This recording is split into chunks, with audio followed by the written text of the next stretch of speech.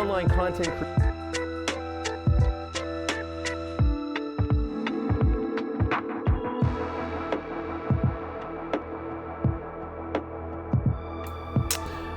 Well, hello, ladies, gentlemen, NBs, all my lovely human, proto-human creatures.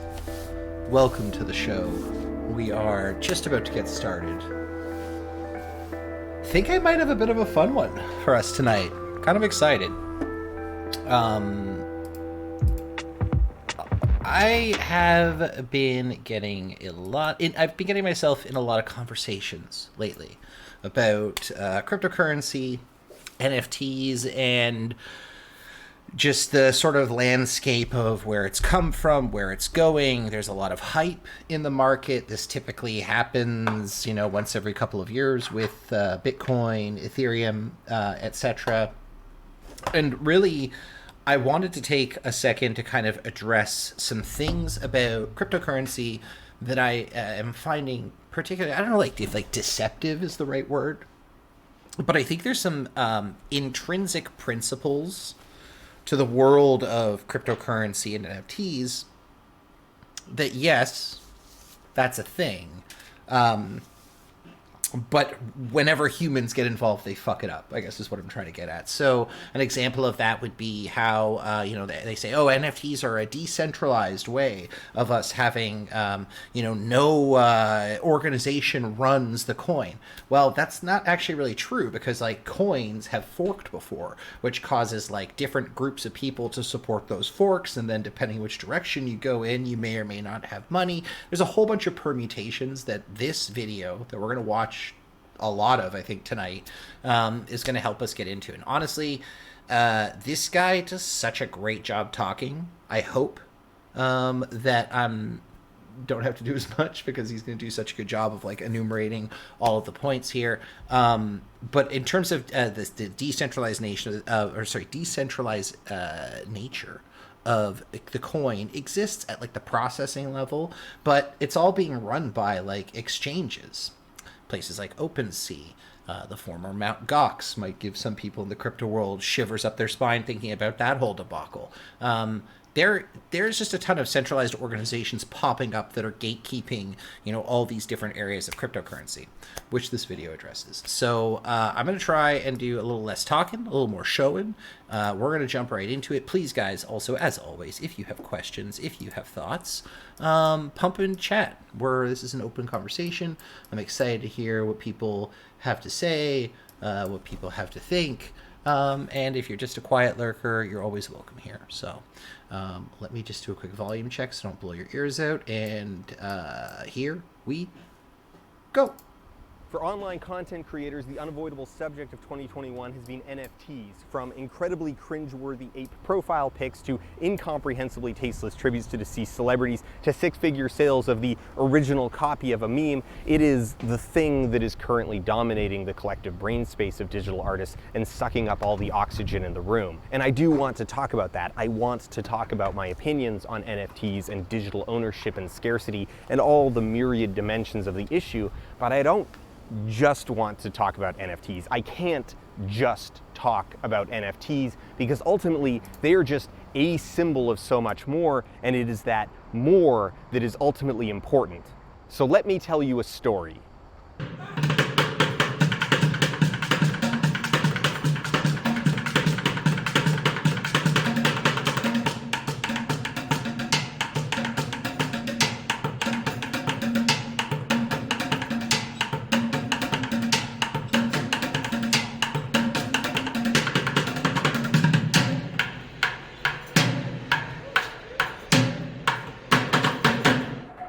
In 2008, the economy functionally collapsed. The basic chain reaction was this. Banks came up with a thing called a mortgage-backed security, a financial instrument that could be traded or collected that was based on a bundle of thousands of individual mortgages. Based on the general reluctance of banks to issue mortgages, the risk aversion in lending someone hundreds of thousands of dollars that they'll pay off over the course of potentially decades, these bonds were seen as especially stable.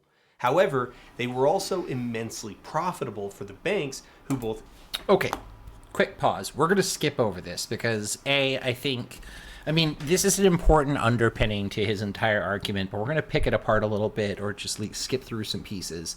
I don't think that we need to do a summary of the 2008 collapse, but what we do have to remember is that a lot of the things that happened as a part of the underpinning of that collapse are sort of synonymously happening in the cryptocurrency world right now. So that's the analog that he initially kind of wants to set up here, and hopefully we just skip by that real quick. So we're going to go straight into what is Bitcoin.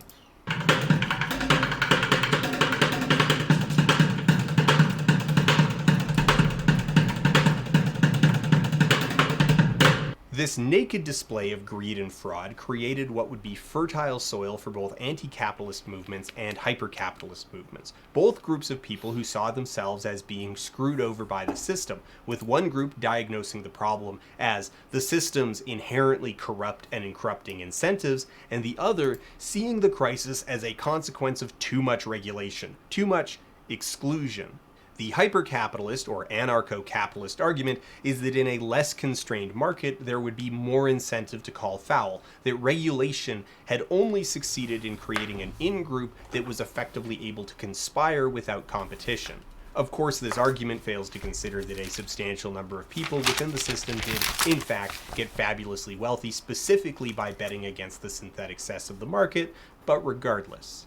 Into this environment in 2009 arrived Bitcoin, an all-electronic peer-to-peer currency. Philosophically, Bitcoin and cryptocurrency in general was paraded as an end to banks and centralized currency. This is what will form the bedrock, both philosophical and technological, that NFTs will be built on top of. It's a bit of a hike from here to the Bored Ape Yacht Club, so I guess get ready for that. It's like a 2-hour hike to start. Another thing that I want to point out that's really important is the reason why Bitcoin is such a fundamental player in the space is because it really was the first. The guy who wrote the paper, although they don't know who his identity actually is, Satoshi, he came up with the protocol, the concept of a cryptocurrency, and Bitcoin was the first iteration. And it was essentially open source, so anyone could take the idea and the math that he applied and the principles and say, okay, I'm just going to do this in a slightly different way. And that is essentially what Ethereum and Tenzo and all of these different chains or blockchains are. They are some type of permutation of the original Bitcoin algorithm. And that algorithm has essentially been extended into a wide variety of dimensions that have ended us up with NFTs, and we're going to get more into that shortly. Strap in. As we get into this, we're going to have to deal with a lot of vocabulary, need to deal with a lot of complexity. Some of this is the result of systems that are very technically intricate, and some of this is from systems that are poorly designed or deliberately obtuse in order to make them difficult to understand and thus appear more legitimate. The entire subject sits at the intersection of two fields that are notoriously prone to hype-based obfuscation, computer tech and finance, and inherits a lot of bad habits from both, with a reputation for making things deliberately more difficult to understand, specifically to create the illusion that only they are smart enough to understand it. Mining and minting are both methods of making tokens, which are the base thing that blockchains deal with, but the two are colloquially different processes, where mining is a coin token created as a result of the consensus protocol, and minting is user-initiated addition of a token to a blockchain.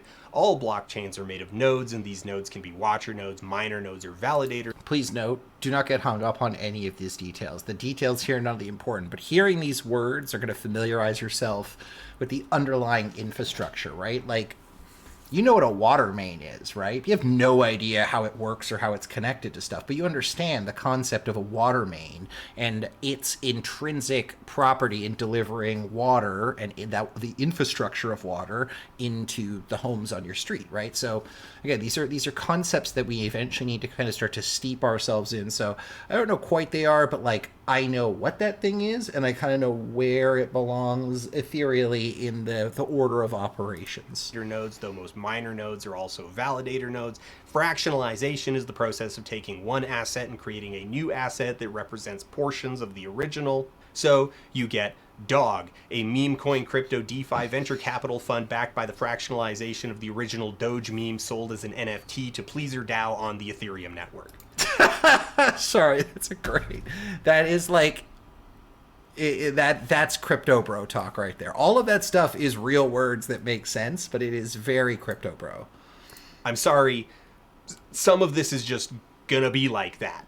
The idea behind cryptocurrency is that your digital wallet functions the same as a bank account. There's no need for a bank to hold and process your transactions because rather than holding a sum that conceptually represents physical currency, the crypto coins in your crypto wallet are the actual money.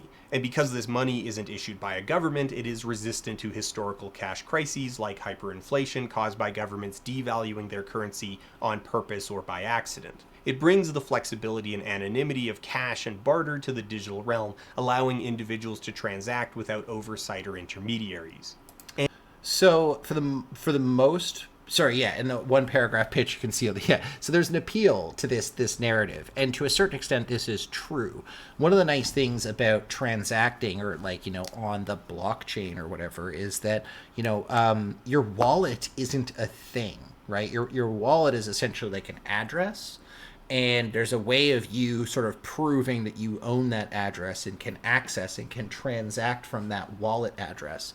And that's really all it is the what's fascinating about cryptocurrency. So let's do a quick thought experiment, okay? If I reach into my wallet, which I do not have on me, unfortunately, and I pulled out, let's say, a $20 bill. Let's pretend this is a bill. This is a money bill. So I pull out this bill. Now, there's almost no way for me at all to figure out where this $20 bill came from, to trace it back. Okay, this went into this ATM machine, which got collected at this convenience store, which went to this guy's pocket, which got paid for him by this guy's job. With the cryptocurrency, you actually can do that. If you look at the one Bitcoin that you have, if you were to be that wealthy and have a Bitcoin, let's say you had one fat Bitcoin, you could actually see the entire history of that Bitcoin transacted across all of the different wallets in time and see back when that coin was first created. That's one of the cool and interesting concepts that exists out of blockchain. Okay, super important. But also, this is where the whole privacy derivative of it falls apart. Is that there really is no privacy. Everyone's wallet is visible on the blockchain. Every transaction is visible. You can maybe perhaps obfuscate that that's your wallet through a variety of different techniques. However, it's harder than you think, actually. And in a one paragraph pitch, you can see the appeal. There's a compelling narrative there. But of course, in the 12 years since then, none of that played out as designed. Bitcoin was structurally too slow and expensive to handle regular commerce. The whole thing basically came out the gate as a speculative financial vehicle, and so the only consumer market that proved to be a viable use was buying and selling prohibited drugs, where the high fees, rapid price fluctuations, and multi-hour transaction times were mitigated by receiving LSD in the mail a week later. So yeah, just to be clear, one of the things that we're used to when we go to the store and I use a credit card or I use a debit card, that transaction is virtually instantaneous, right? Goes to my bank, says I have the money, boom, done. And there's a whole bunch of subsystems that have to make that occur. In order for that to happen on a blockchain, there's a whole bunch of computing that needs to be done. So imagine going to a store and paying for something and then them being like, okay, we just got to wait for the blockchain to get to this transaction. Well, how the hell do I get it? Well, you can pay an extra 10 cents if you want to speed up the transaction. Not a great model for necessarily retail, let's say. And as far as banking is concerned, Bitcoin was never designed to solve the actual problems created by the banking industry, only to be the new medium by which they operated. The principal offering wasn't revolution, but at best a changing of the guard. The gripe is not with the outcomes of 2008, but the fact that you had to be well connected in order to get in on the grift in 2006. And even the change of the guard is an illusion. Old money finance assholes like the Winklevoss twins were some of the first big names to jump onto crypto, where they remain to this day. Financial criminal Jordan Belfort, convicted of fraud for running pump and dump schemes and barred for life from trading regulated securities or acting as a broker, loves crypto. Venture capitalist Chris Dixon, who has made huge bank off the old web in his role as a general partner at VC firm Andreessen Horowitz, is super popular in the NFT space. He likes to paint himself as an outsider underdog, fighting the gatekeepers, but he also sits on the boards of Coinbase, a large cryptocurrency exchange that makes money by being the gatekeeper, collecting a fee on all entries and exits to the crypto economy, and Oculus VR, which is owned by Meta, nay Facebook. Peter... Excuse me, guys. Sorry, I'm just going to check my Coinbase account really quickly through my VR headset. Just give me a sec. Sorry. No, yeah, I use Coinbase. It's a simple interface. It's super easy to use. It's like, click, okay, here's my information, boom, have a nice day. I'm buying and selling crypto. And that's the thing, is these guys have a lot of money to be made off of this market. So when people are pumping the idea of NFTs, it's like, okay, but who's making money? Like, how is this benefiting me? What material benefit am I as a consumer receiving from? Well, you'll make no, it's not about me reselling shit. Like, I don't buy toilet paper to fucking put it on an NFT. You know, it goes in the toilet. Like, there's some things that we just don't. Anyway, I'm not going to go too far down this road. Teal, who also went from wealthy to ultra wealthy off the Web 2 boom via PayPal, loves crypto and is friends with a bunch of eugenics advocates who promote cryptocurrency as a return to sound money for a whole bunch of extremely racist reasons, because when they start talking about banks and bankers, they mean Jews. Some of the largest institutional holders of cryptocurrency are the exact same investment banks that created the subprime loan crash. Rather than being So just like all of the platformatization of the internet and the way that Google and Facebook and, you know, these other companies essentially controlling the fabric of the internet, which are backed by banks and large titans of industry, it's the same thing in the crypto space now, right? As soon as you heard about banks, governments, private institutions getting into the crypto world, like, it's over. It's all about them being able to. What's crazy is this is just going to give them the ability to make more things that they can, like, charge you for, transact, or collect data points on you that they couldn't before, which is fucking terrifying as well. He addresses that as well. Harmed by the housing bubble, the people whose savings and retirements were unknown to them being gambled on smoke, cryptocurrency instantly became the new playground for smoke vendors. Mm-hmm. This is a really important point to stress. Cryptocurrency does nothing to address 99% of the problems with the banking industry, because those problems are patterns of human behavior. Their incentives, their social structures, their modalities. Yeah. The problem is what people are doing to others, not that the building they're doing it in has the word bank on the outside. In addition to not fixing problems, Bitcoin also came with a pretty substantial drawback. The innovation of Bitcoin over previous attempts at digital currency was to employ a distributed append-only ledger, a kind of database where new entries can only be added to the end, and then to have several different nodes called validators compete over who gets to validate the next update. These are, respectively, the blockchain and proof-of-work verification. Now, proof of work has an interesting history as a technology, typically being deployed as a deterrent to misbehavior. For example, if you require that every email sent, the user's computer has to compute a small math program. It places a trivial load onto normal users sending a few dozen or even a couple hundred emails a day, but places a massive load on the infrastructure of anyone attempting to spam millions of emails. How it works in Bitcoin, simply put, is that when a block of transactions are ready to be recorded to the ledger, all of the mining nodes in the network compete with one another to solve a cryptographic math problem that's based on the data inside the block. Effectively, they're competing. So I know this is where, like, a lot of people start to get lost in the Bitcoin space. As soon as you start talking about blocks and hashes and stuff, long story short, computers do a lot of computing. They get an answer to something, and that answer, through mathematical fanciness, is like a recipe. It's like a sauce. You can't really know what it's made of, but you know that it tastes just right. I think that's a good analogy for it. And then it allows that block to get added onto the chain. So one of the fundamental problems with the blockchain technology and specifically cryptocurrencies as they exist is they require an enormous amount of computing power, computational power, to actually glue the blocks, to do the transacting, and to funnel and feed the whole network. And there's like a disproportionate incentive for miners to build large rigs that consume massive amounts of power.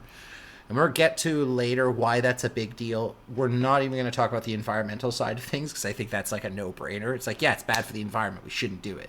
But we're talking about another reason why I think that is on the precipice of a collapse. But yeah, try not to get lost too much in the details of how the blocks are mined or that stuff. Most people don't need to know that. Competing to figure out the equation that yields a specific result when the contents of the block are fed into it, with the complexity of the desired result getting deliberately more difficult based on the total processing power available to the network. Once the math problem has been solved, the rest of the validation network can easily double-check the work, since the contents of the block can be fed into the proposed solution, and it either spits out the valid answer or fails. If the equation works and the consensus of validators signs off on it, the block is added to the bottom of the ledger, and the miner who solved the problem first is rewarded with newly generated Bitcoin. The complexity of the... So that's the mining. When people say, like, I don't understand the mining, that's the mining part, is by putting in the work and solving a block, the system essentially gives you a little bit as a reward and says, hey, thanks for working on the system. What's interesting about Bitcoin is that reward decreases over time, so it gets harder and harder and takes more and more to do that mining, and there is a finite. Eventually they will get to the bottom of the mine and there will be no more, and then we will have a finite amount of crypto that we can, you know, sort of break up or fractionalize until, you know, theoretically I guess it could maybe run out someday, but like not highly likely because of the number of decimal places that you can trade it at. The answer that the computers are trying to solve scales up based on the network's processing power, specifically to incur heavy diminishing returns as a protection against an attack on the network where someone just builds a bigger computer and takes over. Critics pointed out that this created new problems. Adversarial validation would deliberately incur escalating processing costs, which would in turn generate perverse structural incentives that would quickly reward capital holders and lock out any individual that wasn't already obscenely wealthy, because while the escalating proof of work scheme incurs heavy diminishing returns are still returns. So more would always go to those with the resources to build the bigger rig. No matter what Bitcoin future was envisioned, in the here and now, computer hardware can be bought with dollars. Rather than dismantling corrupt power structures, this would just become a new tool for existing wealth. And that's exactly what happened.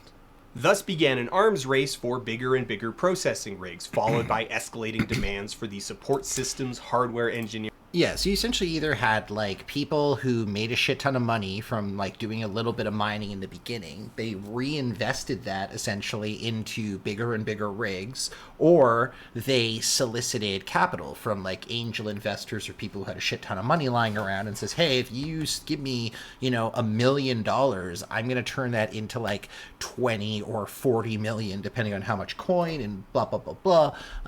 So there's a perverse incentive to just dump capital into this to extract as much wealth. That's the whole system is about. It's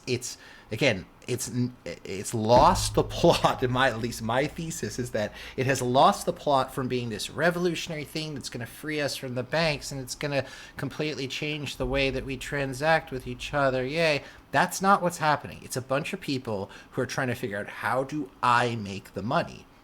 And I respect the hustle, but let's acknowledge it for what it is.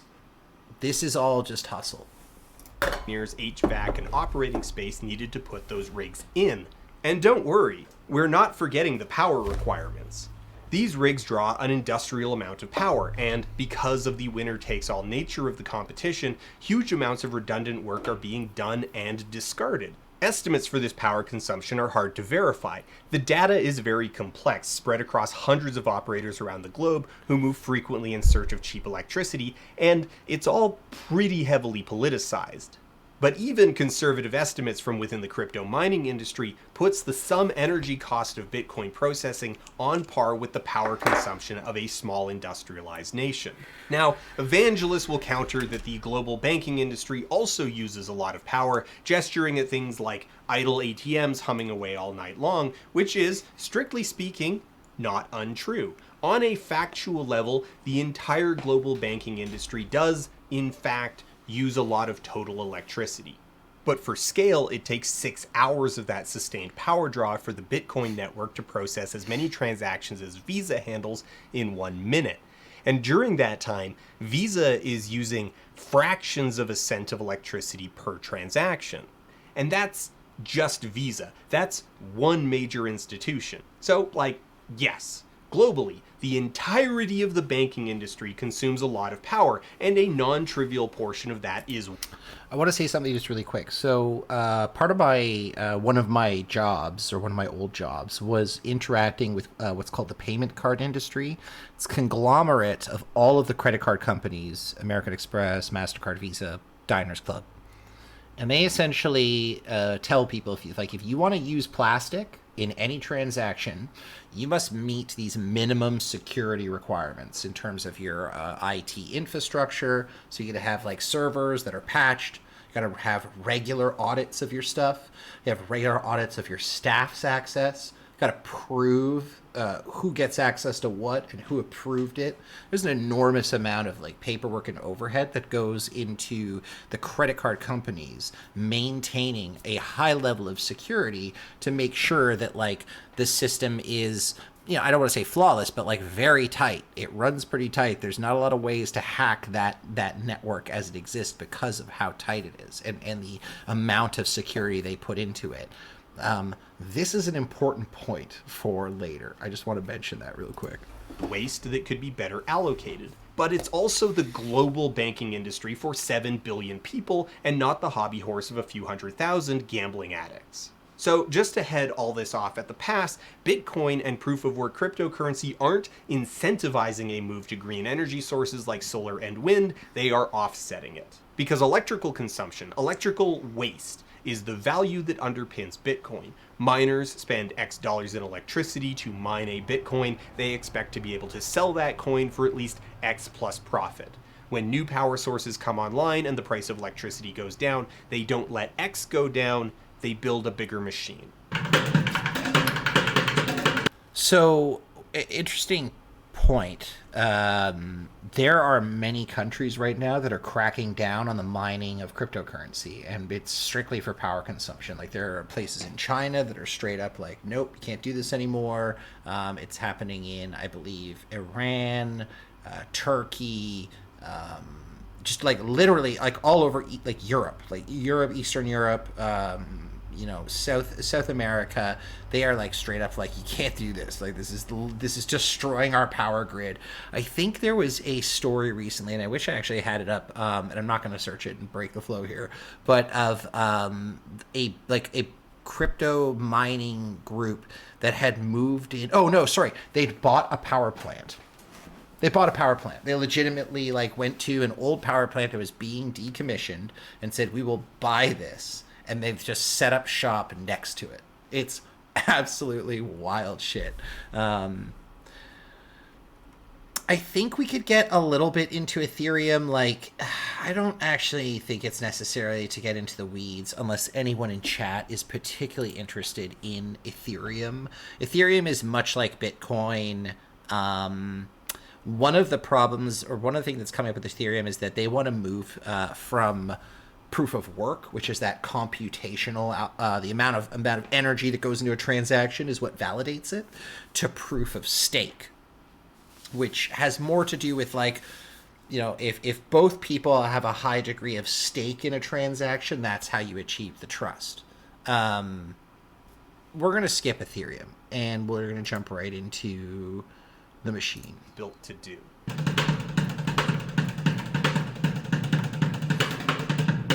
In order to really understand the full scope of this, we do need to dig a bit more into the technical aspects, because that technical functionality informs the way that the rest of the system behaves. Okay, In a very here we go. McLuhanist way, the machine shapes the environment around it. As already mentioned, a blockchain consists of two broad fundamental components, the ledger and the consensus mechanism. All currently popular blockchains use an append-only ledger. Now this is, on its own, not that remarkable. Append-only is just a database setting that only allows new entries to be added to the end of the current database. Once something is written to the database, it's read-only. Standard applications are typically things like activity logs, which is conceptually all a blockchain really is, a giant log of transactions. The hitch is that it's decentralized, with elective participants hosting a complete copy of the entire log, and this is where the second component comes in, the consensus mechanism. All validating participants, called nodes, have a complete copy of the database, and no one copy is considered to be the authoritative copy. Instead, there is a consensus mechanism that determines which transactions actually happened. This is all the proof of work stuff. Proof of work isn't the only consensus mechanism, but it's popular because it's very easy to implement by just cloning Bitcoin, and is resilient against the kind of attacks that crypto enthusiasts care about. It's a very brute force solution, but legitimately, if you want a network of ledgers where no one trusts anyone else, just making everyone on the network do extreme amounts of wasted duplicate work is a solution. One of the major problems that this machine solves is what's called the double spend problem. How do you stop someone from spending the same dollar twice? If someone tries, how do you determine which transaction really happened? Banks solve this problem by not correlating account balance with any specific dollar, processing transactions first come first serve, which they track with central resources, and punishing users with overdraft fees for double spending. Eschewing a central solution, cryptocurrencies rely on their consensus mechanism. The most popular alternative to proof of work is proof of stake, where validators post collateral of some kind, usually whatever currency is endemic to the chain, with the amount of collateral determining their odds of being rewarded the validation bounty for any given transaction. The main proposal of proof of stake is that it significantly reduces the wasted power problems of proof of work, but it's less resilient than proof of work. On the energy cost side of things, proof of stake is still inefficient just by virtue of the sheer volume of redundancy, but on a per user basis, it's at least inefficient on the scale of like an MMO as opposed to a steel foundry. This is difficult to assess because the most popular proof of stake chains are still unpopular and low traffic in the scope of things, heavily centralized. Claims about scalability are backed up by nothing but the creator's word. Proof of stake is also significantly more complex because there now needs to be some mechanism for determining who gets to do the validations and also determining how audits are conducted, and then the question of who has control over that system. And this is a huge problem. It's like it's almost paradoxical in the nature of the cryptocurrency world, because the whole idea is to create a system that doesn't require central authority. So who makes the decisions, right? If there is no central authority, how do you actually make any substantive like changes or whatever? So I think I want to skip through the machine piece because it is fairly substantive, but I feel like this does get into the technical details that I think we can actually weed through a little bit. Just get straight to NFTs exist to get you to buy crypto, which is a very, very interesting way to break into this idea. NFTs super sexy, man, it always lures me. I'm too focused and you know you'll never ever deter me. Crypto astronaut, DJ moving so hazardous. Crypto what I gon' dabble, open seas like chapel, yeah. NFTs, non-fungible tokens. On a conceptual level, the tech acts as a sort of generic database to mediate the exchange of digital stuff. The most optimistic read on it is a framework for a type of computer code that creates so-called true digital objects, meaning digital objects that possess the attributes of both physical objects and digital, being losslessly transmittable while providing strict uniqueness, which is an important concept. Strict uniqueness is a way of saying that two different things are different things, even if they're different copies of the same thing. Oh my goodness. My copy of Grey by E.L. James is strictly unique. While millions of copies of the book exist, this is the only copy that is this copy. and this is the only copy that has the very specific damage of being glued shut and thrown into the Bow River. It is also strictly scarce. While millions of copies of Gray exist, that's still a finite number, meaning it is possible, though not immediately practical, for the world to run out of copies. NFTs impose a simulacrum of this physical scarcity and uniqueness onto digital objects within their ecosystem. On a technical level, non-fungible token is just a token that has a unique serial number and can't be subdivided into smaller parts. Two tokens, even two that tokenize the same conceptual thing, are still strictly unique with different serial numbers.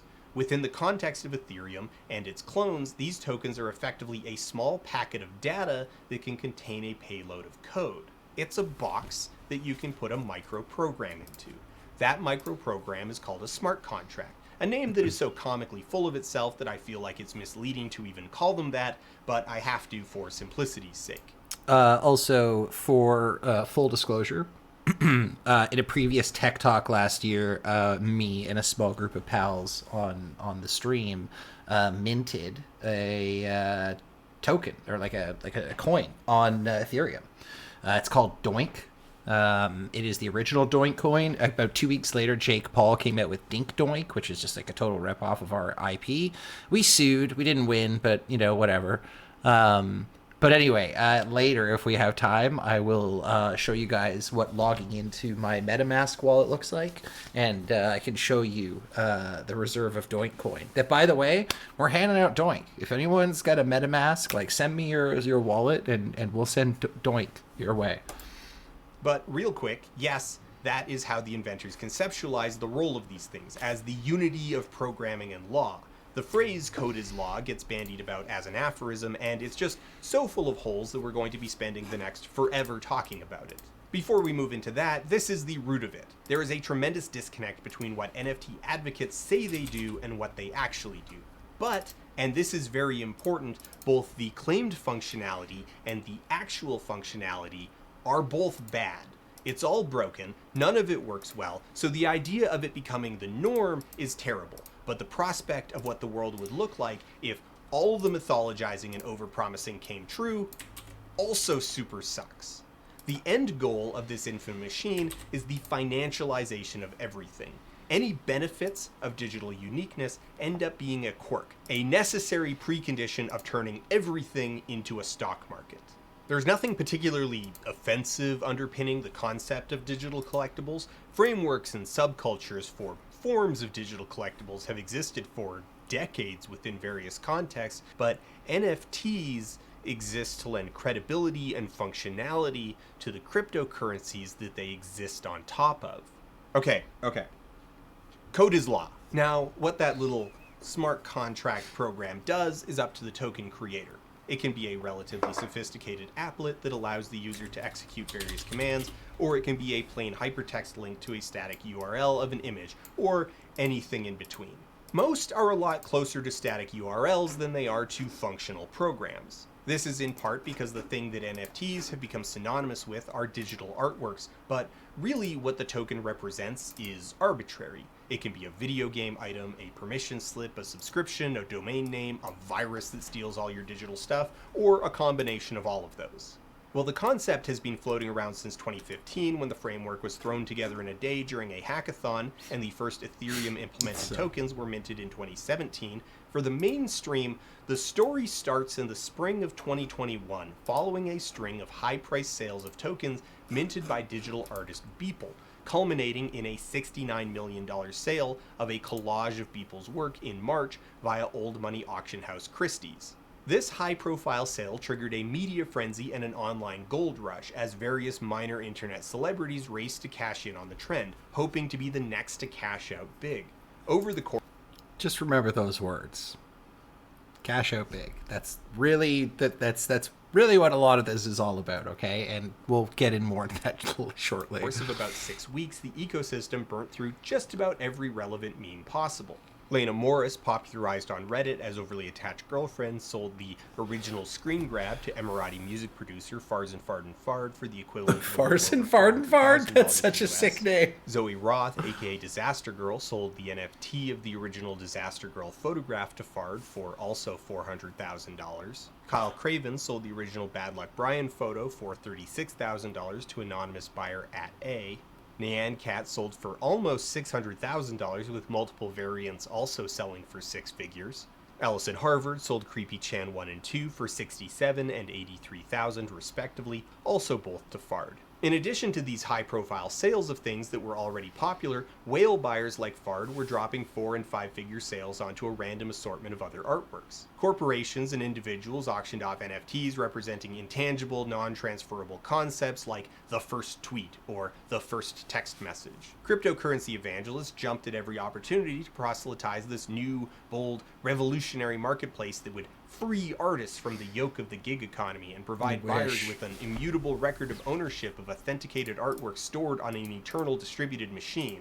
You could be holding the next generation's Picasso. Artists could continue to earn passive revenue from secondary sales. Imagine what it'll be worth in 5 years. Yeah, Beanie This Babies, created an air right? of absolute mania, as it seemed like anything could be the golden ticket. Digital artists, especially those working with media like generative art that's difficult to monetize via conventional channels like physical prints, raced into the space and, on the whole, lost a lot of money. Critics began questioning what it was that was actually being bought and sold. Copyright, commercial permission, a digital file, bragging rights? In a huge number of cases, the answer wasn't very clear, and even the sellers, caught in the promise of a payday, weren't altogether sure what they had even sold. Tons of the tokens did little more than point to images stored on normal servers readily accessible via HTTP, meaning the bought assets would be just as vulnerable to link rot as anything else. Some pointed to images stored on peer-to-peer IPFS servers, which are more resistant to link rot, as, similar to a torrent, it only requires that someone keep the file active somewhere, rather than requiring the original server to stay up. But as millions of dead torrents prove, that's still a far cry from the eternal storage solution that evangelists were claiming. The images were stored and delivered the same way as any other image on the internet, easily saved or duplicated simply by virtue of the fact that in order for your computer to display an image, it needs to download it. Claims of digital scarcity apply only to the token itself, not the thing the token signified.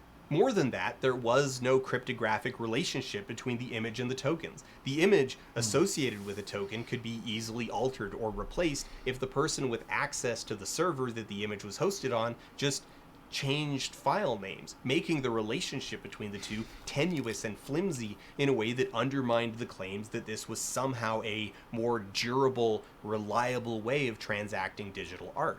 There was also no root proof of authenticity, no confirmation that the person minting the artwork was the person who created the artwork. This is a pretty handy encapsulation of the way that blockchain fails to solve the most common problems with fraud, which tend to start with bad data going into a system at the input, not data being altered midstream. Artists who complained about this system, which clearly incentivized impersonating popular artists, including deceased artists, were told that it was their fault for not jumping in sooner, that if they had bought in and minted their stuff first, then it would have been easy to prove the forgeries.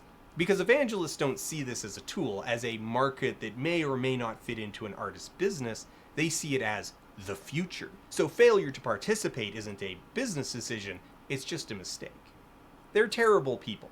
All told, the frenzy collapsed pretty quickly. By June, the market had already receded by about 90%, which incidentally just further incentivized the low-effort process of minting other people's artwork, to the point that art platform DeviantArt implemented an extremely well-received feature that scans several popular NFT marketplaces for matching images. Oh, wow. The output of that is extremely depressing. Not to labor the point, Jesus. but reposting digital art without attribution is nothing Holy new. shit. Profiting off someone else's art is also nothing new. All that's new is NFTs represent a high-energy marketplace with an irrational pricing culture where the main buyer is easily flattered and not particularly discerning. The potential payoff is extremely high, much, much higher than a bootleg Redbubble store. The consequences border on non-existent, and the market is clearly in an untenable state, so there's an incentive to get in at as low a cost as possible before it collapses. Hence, the absolute plague of art. Get in and get out. Even the argument that artists could make passive revenue off secondary sales turned out to have a lot of caveats attached. One, the smart contract for the token needs to have a function that defines royalties, so anyone who minted a token based off of hype, making it sound like an inherent function of the system, was out of luck. And two, the token doesn't know what a sale is and can't differentiate between being sold and being transferred. So it's actually the marketplace that informs the token you're being sold and collects the royalties. End result, royalties are easily bypassed simply by using a marketplace that doesn't collect royalties or uses a different format of royalty collection that's incompatible with the function the token uses. While a few sellers, legitimate and otherwise, made off with undeniably big paydays, hundreds of thousands of artists bought in only to find that there wasn't a new,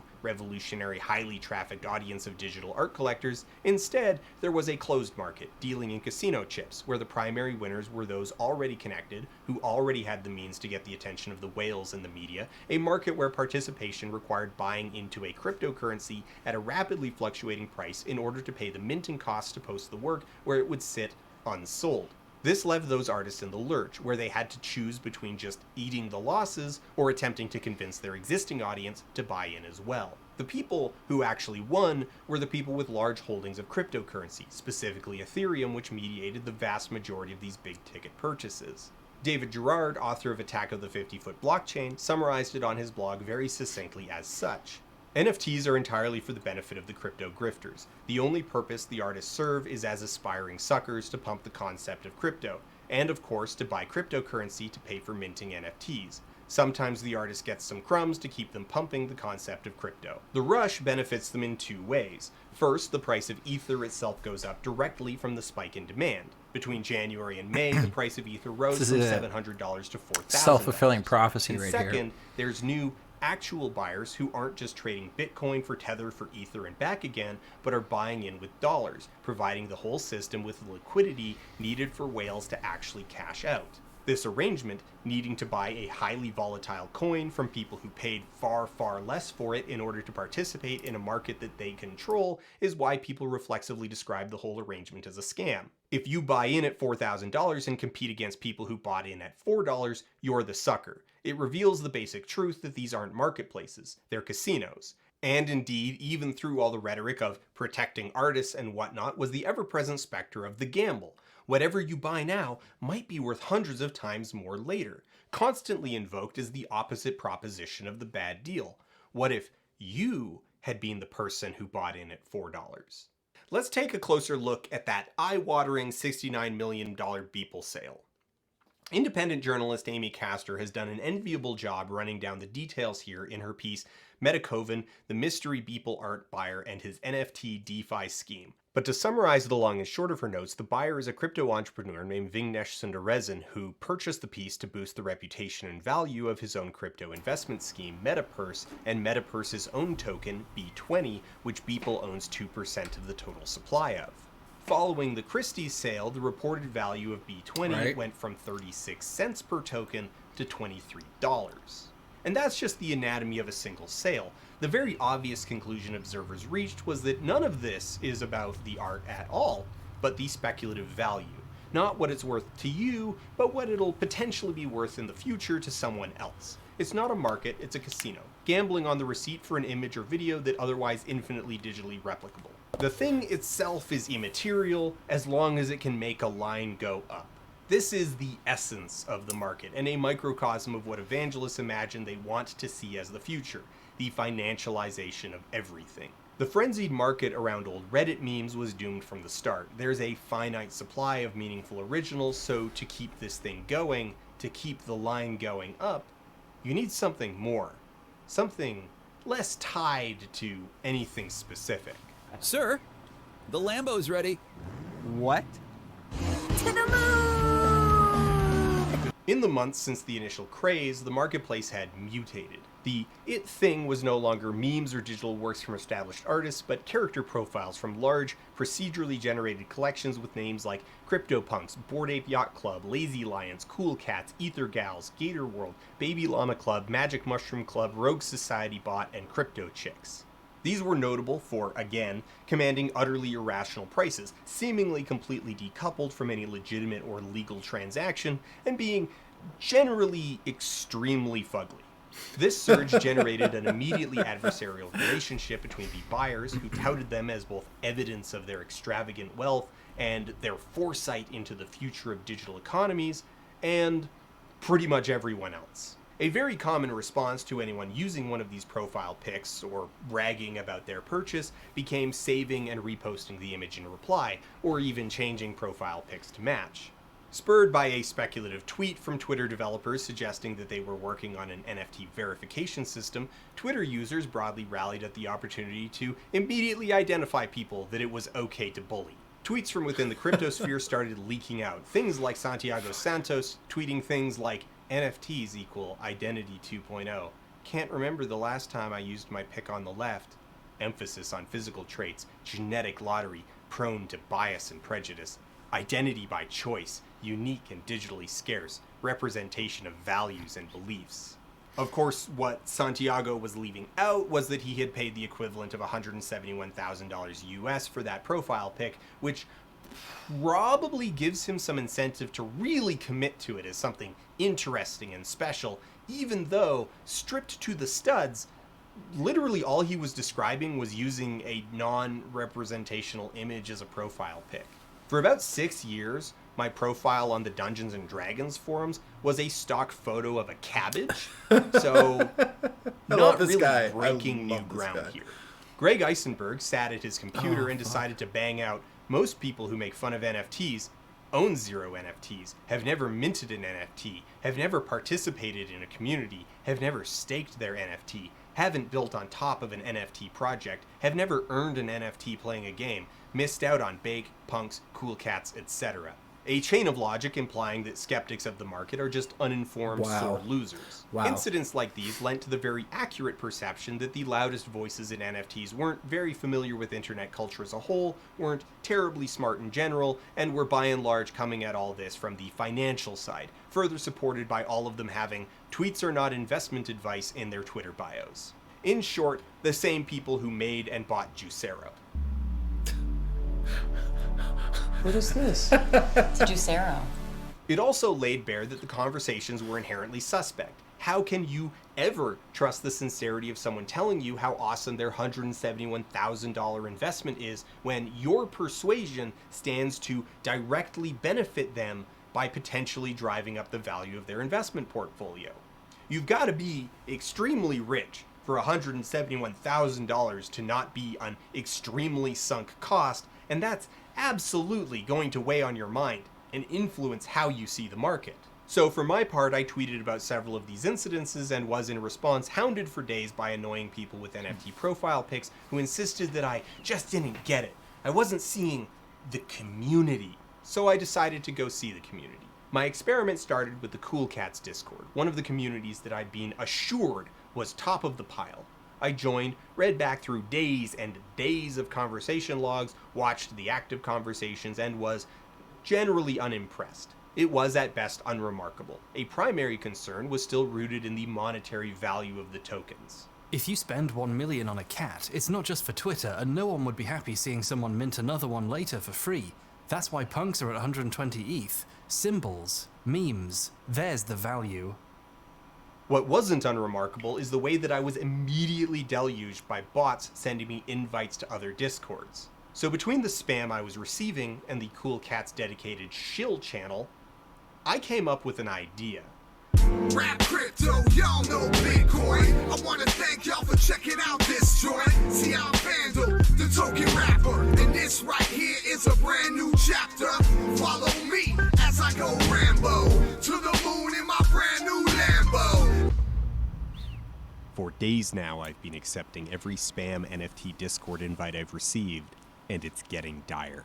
Stoner Cats, Oni Ronin, Magic Mushroom Club, NF Tits, The Humanoids, Ether Gals, Cool Cats, Senzu Seeds, Pro Camel Riders, Long Ween Club, Stick Humans, Bumping Uglies, World of Wojak, Gen Map, Dimes, Magic Marbles NFT, Beverly Hills Car Club, Cash Cows, Long Neck Cartel, Pug Force, Hood Punks, Gorilla Club, Alien Archives, Betting Buddhas, Fighting Turtle Club, The Iconomals, Basement Dwellers, Wizardman Jenkins, Cotty, Metamons, Crazy Skulls, Box Gang, Gym Punks, Uncovered, Nitro Punk, Crypto Bulls, Masquerade Massacre, Cat Colony, Skell FTs, Daffy Panda Ganging Up, Betting Kongs, Wolves of Wall Street, Happy Sharks, Teacup Pigs, Cool Llamas, Mad Carrot Gang, Barnyard Fashionistas, Soul Cities, Oink Club, Outlaw Punks, Crypto Astronauts, NFT World, Panda Paradise, Time Travelers, Cyberkongs, Party Ape Billionaire Club, J-Corps, Cryptocados, Meta Birds, and that's about as far as I got before more or less giving up and finally shutting off Discord DMs.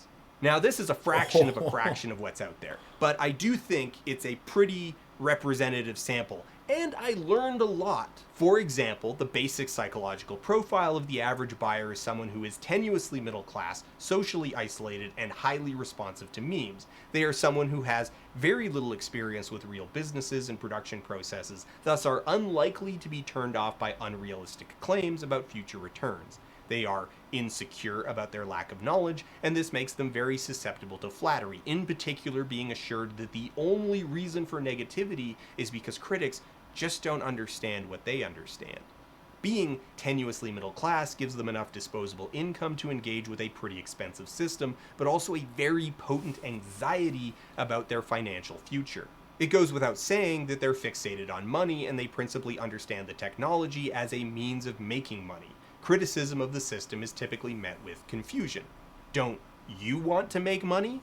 I also learned a lot about fraud and how to do it both on purpose and by accident. The term rug pull, with its derivations rug and rugged, all to describe projects that made big promises but then took the money and ran, embedded themselves in my vocabulary extremely quickly. The market is just absolutely lousy with fraud and deception. Wash trading, where you sell something to your own sock puppets in order to lure in real buyers who think they're getting a good deal, is rampant. Market manipulation is so common and accepted that it's actually considered bad form if project leaders don't actively engage in it. Like, it's considered disrespectful to the buyers if the project leaders don't help them inflate the resale price. Also, and I really should not leave this merely implied, the art is bad, but not in any sort of interesting way.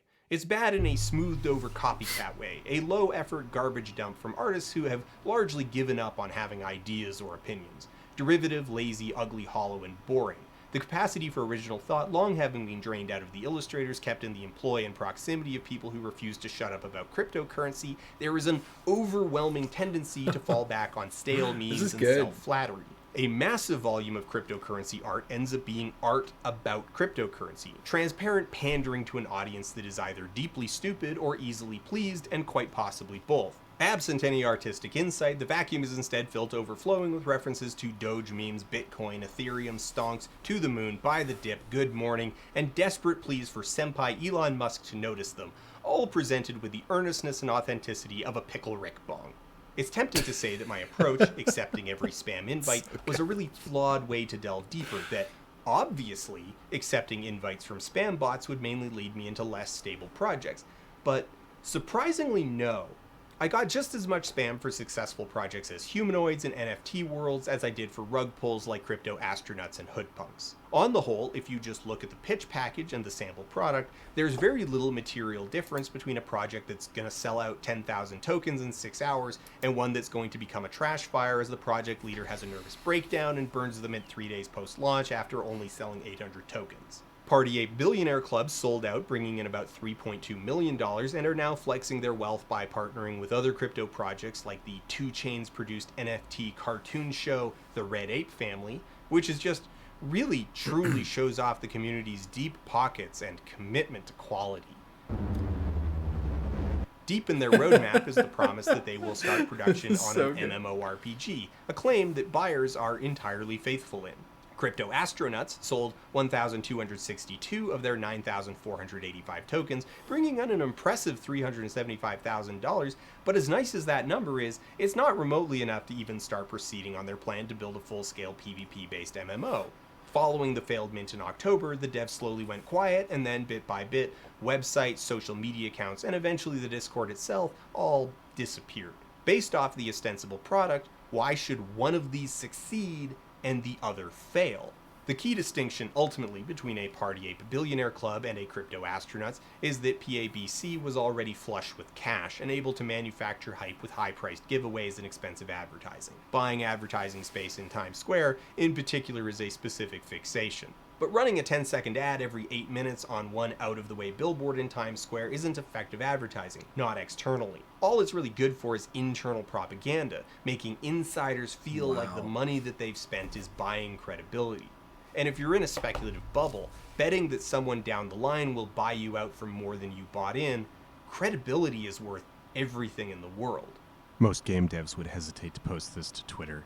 They posted it to Times Square. This is pervasive.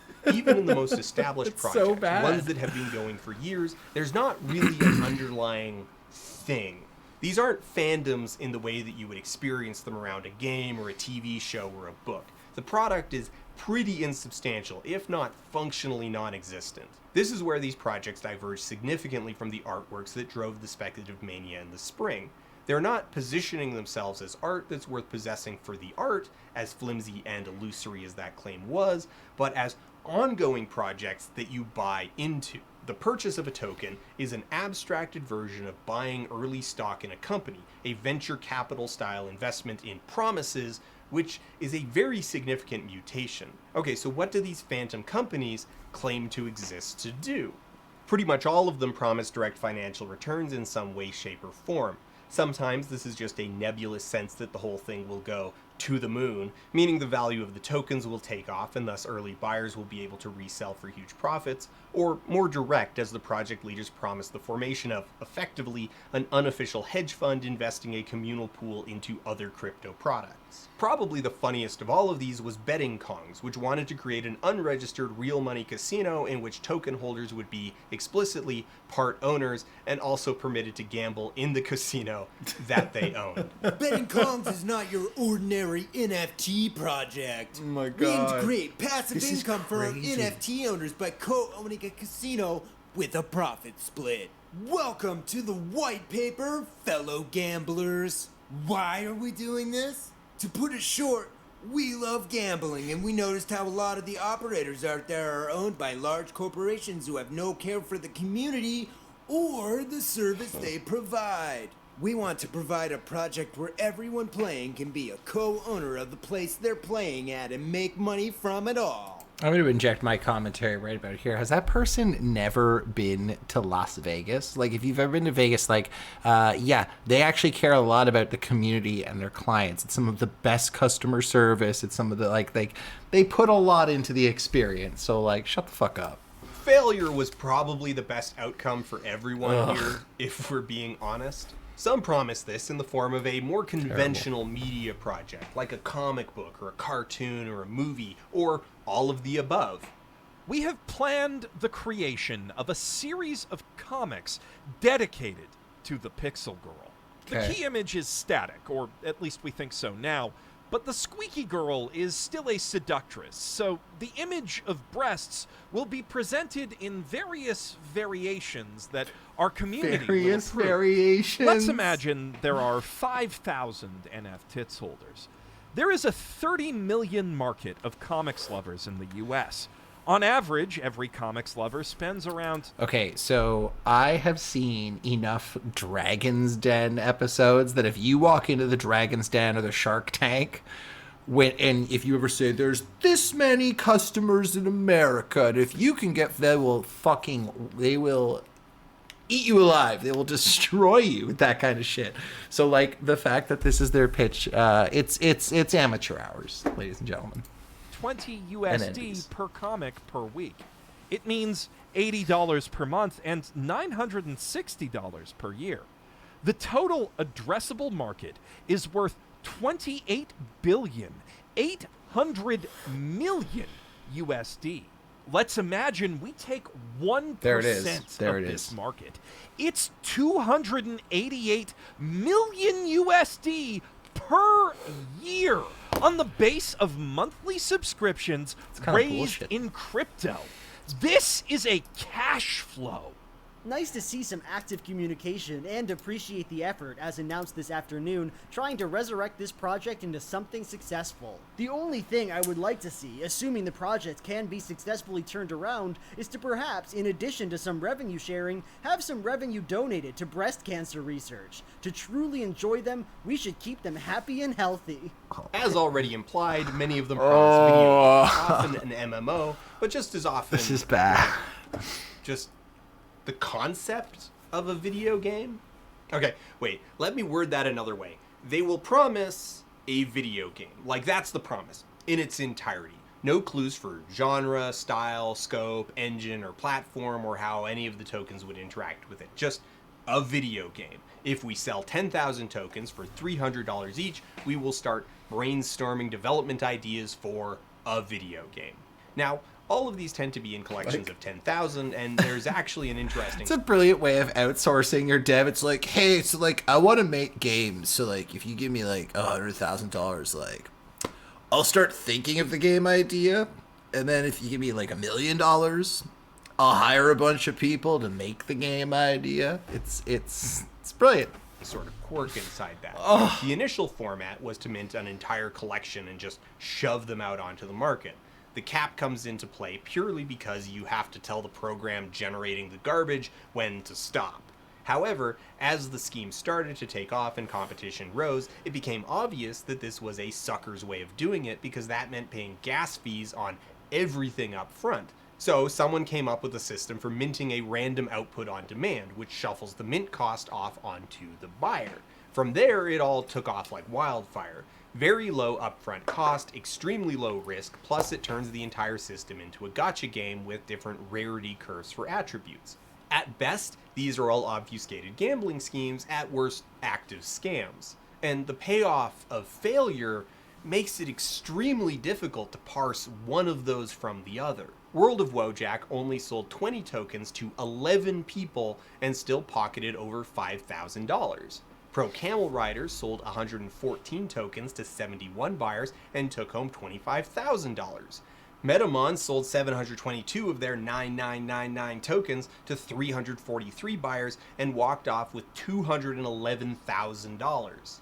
Since the average buy-in is over $350, the payday for failure makes it irrational to succeed. The interesting aspect of it all, though, is the emergent fiction of it. These smoke vendors don't have an actual product more complex than the output of a vending machine in the front of a grocery store, so they need a story to sell instead. And so we get this wave of poorly defined projects pitching a token with an attached JPEG that represents the concept of a thing that could become a future business. What that business does is unimportant, and indeed many of these projects, successful and otherwise, trade in a flattering myth of decentralization where the direction of the business, down to its fundamental product, is shunted into the indeterminate future to be decided later by collective consensus. Are we a comic book, a movie, a hedge fund, a casino, or a... If anyone has been in like a disastrous group project, like that's how you have if you don't have a roadmap and you don't know exactly what direction you're going in, you're bound for disaster. A bi-monthly curated box of snacks. Well, that's for the token holders to decide. All that matters is that whatever it is, it will definitely make the value of your tokens go up. So you should definitely buy too. One thing I learned about NFTs, if you think something's going to be a blue chip, you should definitely buy at least two, because you're going to get one emotionally attached to one of them, and you're not going to want to sell it because NFTs are going to explode all over the world. And if you've got a blue chip today, it's going to be incredibly more valuable in 5 years from now, or even 3 years from now, or even 2 years from now than it is today. On the front of otherwise respectable, or at least... If I may, like, this is something that I often see in, like, scammer discourse, even, like, and, like, this is something classic like Donald Trump does. He'll always start with a number and say, maybe 5 billion, maybe 4 billion, maybe just $3 billion. Like, anytime I hear someone with, like, a sliding gradient like that, I'm like, you're full of shit. every single legitimate business person that I've spoken to typically uses data and projections, has very clear margins, makes those very apparent. It's not a sliding scale to try and get you excited about the potentials. Anyway, sorry, rant. Established brands and people getting into NFTs, the results tend to be extremely tepid. And also, sorry, I know we've gone through a lot of cringe, but we're about to hit a really nice meaty part of this video. And this is something that, like, when people talk about the decentralized fabric of these cryptocurrencies, it's not so decentralized, actually. Insubstantial, even by the standards of NFTs. Very low risk, low quality, low engagement tokens shoveled out the door to capitalize on a hot buzzword, chasing the cash that's sloshing around.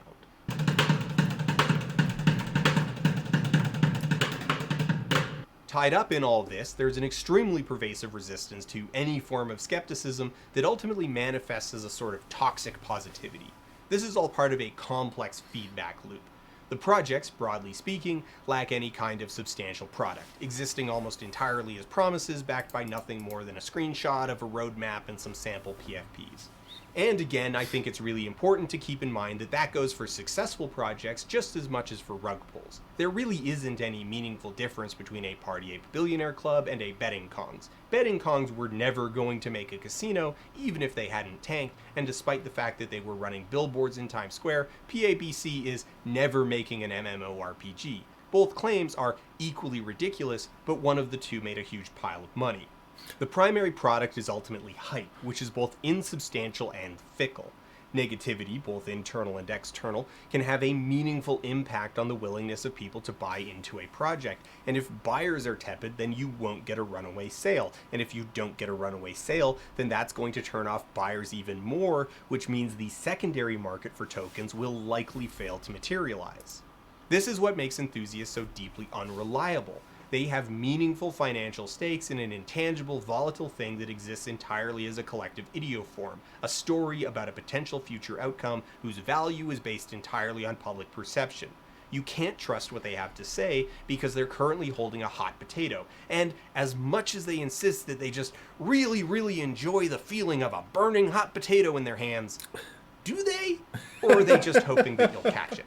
This creates an environment of toxic positivity where doubt is aggressively policed by both project leaders, who have an obvious financial interest in hype since their big payday is the minting rush, and community members themselves, who have a speculative financial interest in hype. While all of that is logical in the pure sense that there's an effect that can be explained by an incentive, the output is effectively a self-organizing high control group. Doubters are ostracized so aggressively that it chills all conversation about there is no dissent. Viability. Well, I shouldn't say that. That's not true. Are just FUD, fear, uncertainty, and doubt.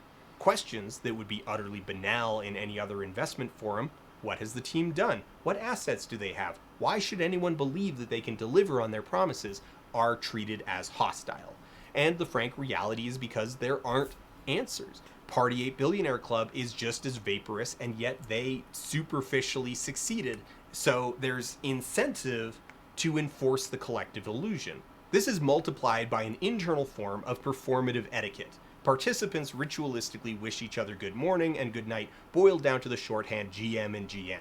That seems like a small thing. There's nothing inherently suspicious about good morning or good night, but in observed practice, it's a very distinct ritual. Not merely a shibboleth, but a repetitive action that signals in-group membership and affirms loyalty on an ongoing basis. If you have diamond hands, it means you're willing to hold a token until some promised future where the value goes to the moon. You're not a paper hands loser who is easily spooked by instability, volatility, or the fact that there's no reason to believe that anyone is ever going to want to buy a crypto astronaut in the future. The shorthand, WAGMI, we're all going to make it, is aphoristically bandied about even in openly zero-sum competitions where, by definition, most participants explicitly won't make it. But you can't point that out, because that would be FUD. And if you're spreading FUD, then you're NGMI, not gonna make it. And making it, getting rich, is all that matters. HFSP, have fun staying poor. These are synthesized into a no true Scotsman paradigm. The we in We're All Going to Make It does not refer to we all, it refers to the select, the chosen, the diamond hands and the hodlers. Those who make it are clearly the we, and if you didn't make it, then you weren't. People who get angry about being scammed by a rug pull, or by malware, or by social engineering are berated and belittled for not following the crowd. This incubates a community trained to ignore warning signs and dismiss criticism, a community with internal language and customs. I will say, I've only dipped my toe into a couple of small crypto forums, whether it's like Reddit or Discords, and it is quite possibly like one of the most like mentally draining and toxic environments I've ever spent any time in. Like it is for a bunch of people who I would imagine would give people a hard time for like living in an echo chamber and not listening and just, but it's a real fucking echo chamber in there, right? There's not a lot of tolerance for, like I said, like dissent and questioning, whether or not like, hey guys, is this really a good idea? I do want to say though, that is separate from the technical aspects of the networks. The people who are doing like the technical implementations of the different blockchains, those communities, at least from my preliminary research, there are tenuous connections, but are separate for the most part. That are explicitly incompatible with outside communications. Also, first off, for those of you guys who have been sticking around, thank you so much. I really do appreciate having you guys come hang out. This next part is the part of this video that I found the most fascinating, because as much as I have been reading all kinds of shit about this, there's a bunch of shit that I haven't even heard about.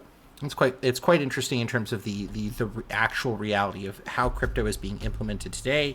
And when I was talking a little bit earlier about the payment card industry and all of the effort that goes into making sure that those payment transactions are done in a safe, secure, and reliable way, there is no real analog to that in the crypto world. There's a whole bunch of examples of that we're going to get into in a second here. So, skepticism is FUD from non-believers who are trying to undermine the value of your assets and manipulate a crash or trick you into being a paper hands. It all maps onto narratives of sin and deception, a chosen few who are privileged with advanced knowledge about the promised land which they can achieve by holding strong to the rituals and expelling all doubt. The end product is a self-organizing high control group. And the results of that are obvious. There are still people convinced that somehow, someone is going to pick up the ashes of evolved apes and manifest the rest of the project, a belief based on no observable evidence. You like to ban people, right? You like to ban people from your Twitch stream, huh? All you're doing is shitting on Decentraland, bro. Yeah, I'm sorry you don't like to make money here in the network, but cringe. I wanted Here's to the talk on your cringe. Twitch stream, man. I probably could have brought a lot of people on there, and all you want to do is talk shit and ban people, man. You banned me instantly. So the question then is, what do the tokens actually do?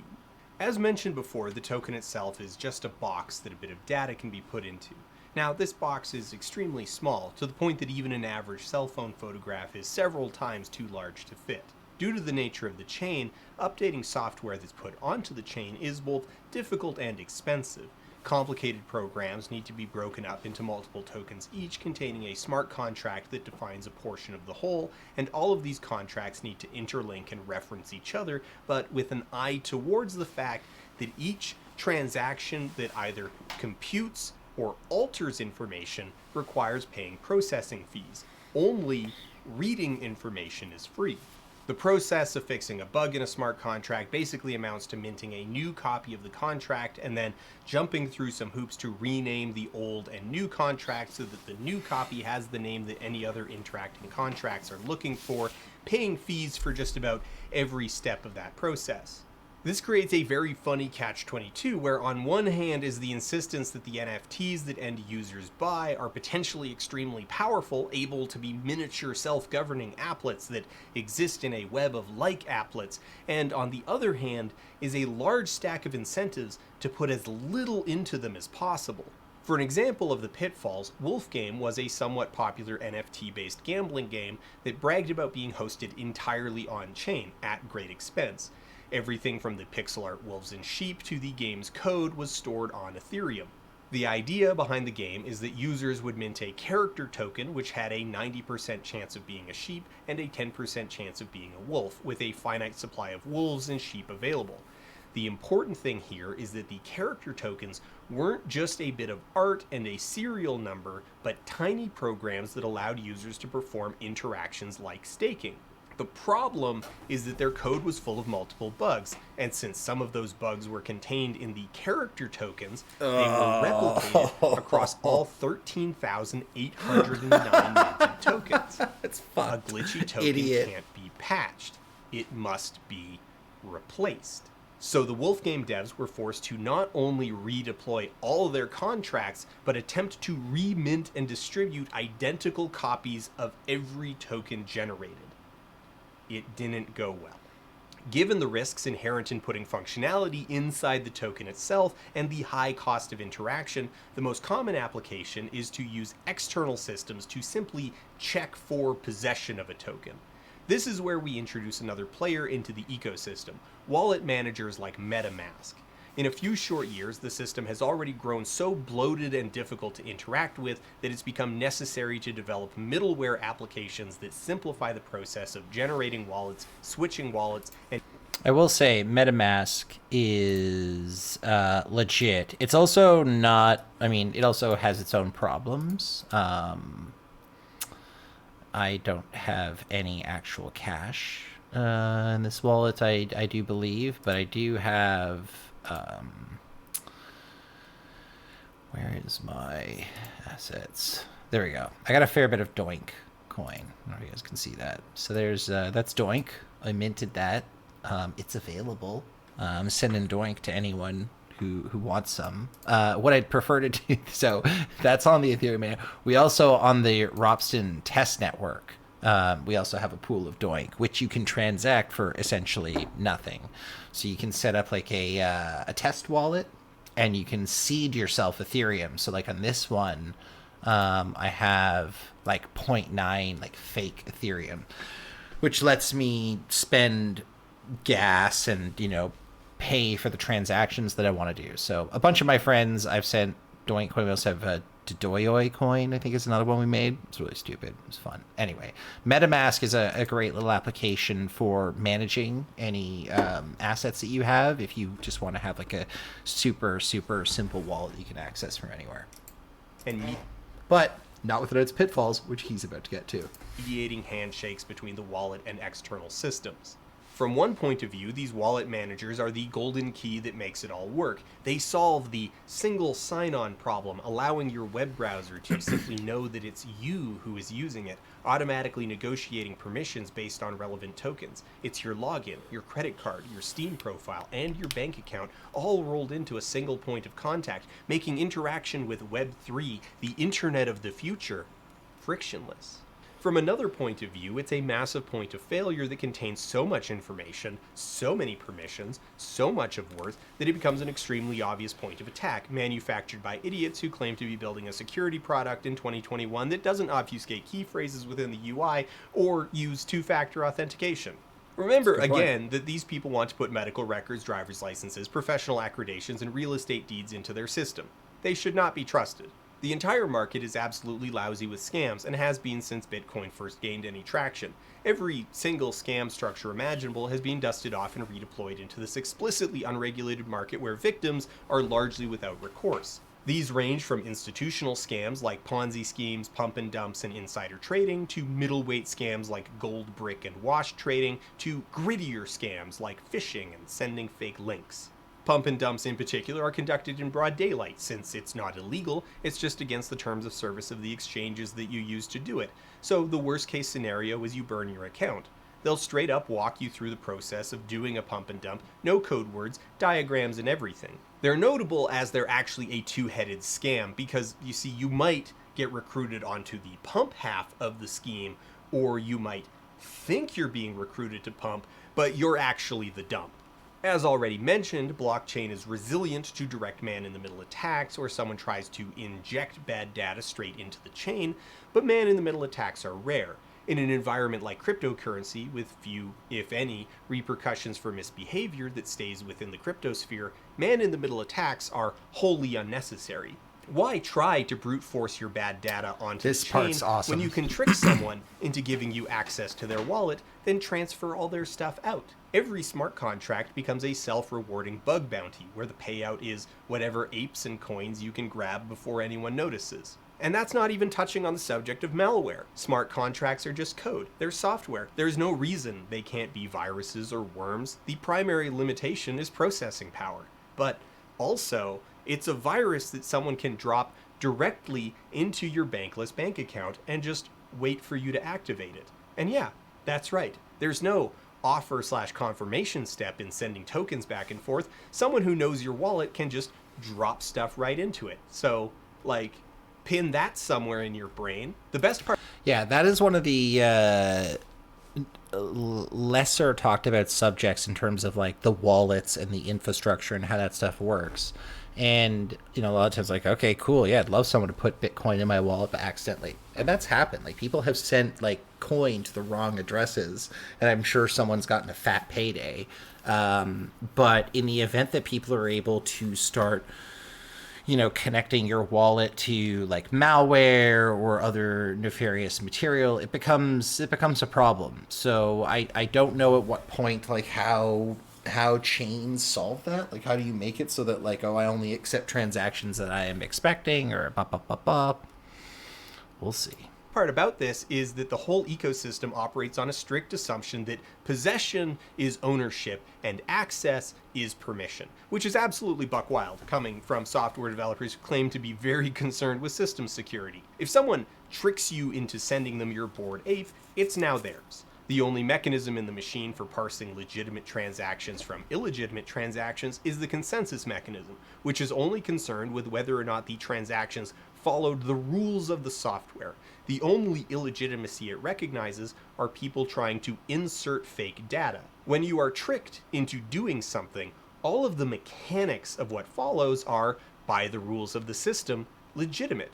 It's a legal transfer. More relevant, however, is the sheer density of these scams. The one market that cryptocurrency has successfully disrupted is the market of fraud. Think of it this way: a big population of people have willingly self-identified that they have substantial disposable income, poor judgment, low social literacy, a high tolerance for nonsensical risk, and are highly persuadable. People who fall victim to these scams have basically no options other than taking to social media and attempting to whip up enough of a frenzy that they can convince marketplaces like OpenSea to act as de facto censors by delisting stolen tokens.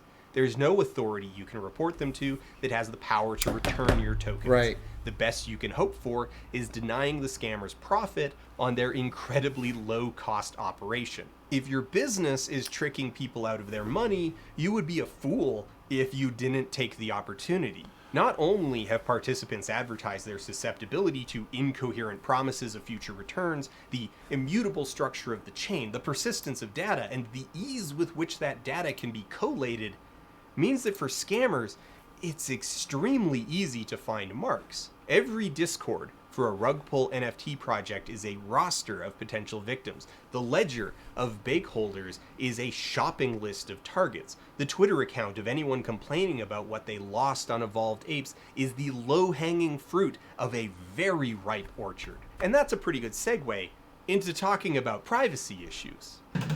This is awesome. This is actually a great segue because often when Bitcoin was first getting hyped back in 2012, 2013, the appeal of it was, oh, it's anonymous and like no one, you know, you can do whatever you want, no one will ever know. Not necessarily true. We'll let him get into it. But yeah, not only is there no privacy in terms of the transactions, but like once your sort of transaction profile, your wallet is out there, again, it leaves it open to people to like basically like look at every thing you do on the blockchain. Like, what are you buying? Are you a potential target for a particular type of fraud? If I want to social engineer you, are there details about you like that I could find on the blockchain that would help me build a better attack to, you know, get you to divulge personal information? I mean, even in the space of if you are, and I know people who work for, lawful intercept and interact with police and security, like government security services, and divulging your personal information is like a very big deal. Like, you need to make sure that you are not an easy mark for people to identify, and this is just a great vector for that. A low trust environment is also a low privacy environment. Anything you do on a blockchain... Just like a super, super quick change of pace. It's barely a change of pace. So one of the things that people get the crypto part of the blockchain really has to do with the math that's involved with the consensus and the trust that is established by the networks. So you hear about proof of work, blah, blah, blah. There's a really interesting concept called zero knowledge proofs. And this is one of these things that they think could be like a solution for stuff like this. It's also a potential solution for passwords. We're just going to watch it really quickly and then jump back into this. I don't think we're going to watch the whole thing. I literally just want to watch the very, very beginning of it. Hi, my name is Amit Sahai, and I'm a professor of computer science at the UCLA Samueli School of Engineering. Today I've been asked to explain zero-knowledge proofs in 5 levels of increasing complexity. A zero-knowledge proof is a way for a prover to convince a verifier that some statement is true, and yet reveal no additional information beyond the fact that the statement is true. Zero-knowledge proofs are being used in blockchains and cryptocurrencies, so cryptographers are excited about zero-knowledge because of its amazing mathematical properties, but also because of its incredible applicability to so many different scenarios. So I needed this explained to me at the child level, and that's about all I get it at. What's your favorite subject? I'd say math. Some of these small problems can actually be really big and complicated. It's like a puzzle. I love math for the same reason. Today I'm going to tell you about thing called zero-knowledge proof. So in a zero-knowledge proof, there are 2 people. There's a prover and a verifier. And I want to prove that something is true to you. But the weird thing is, I want to prove to you that it's true without telling you any reasons why. I remember when I first heard about it, I was like, wait, what? How could that possibly be, right? Yeah. I love this guy. So He's what so do you see in cute. this photo?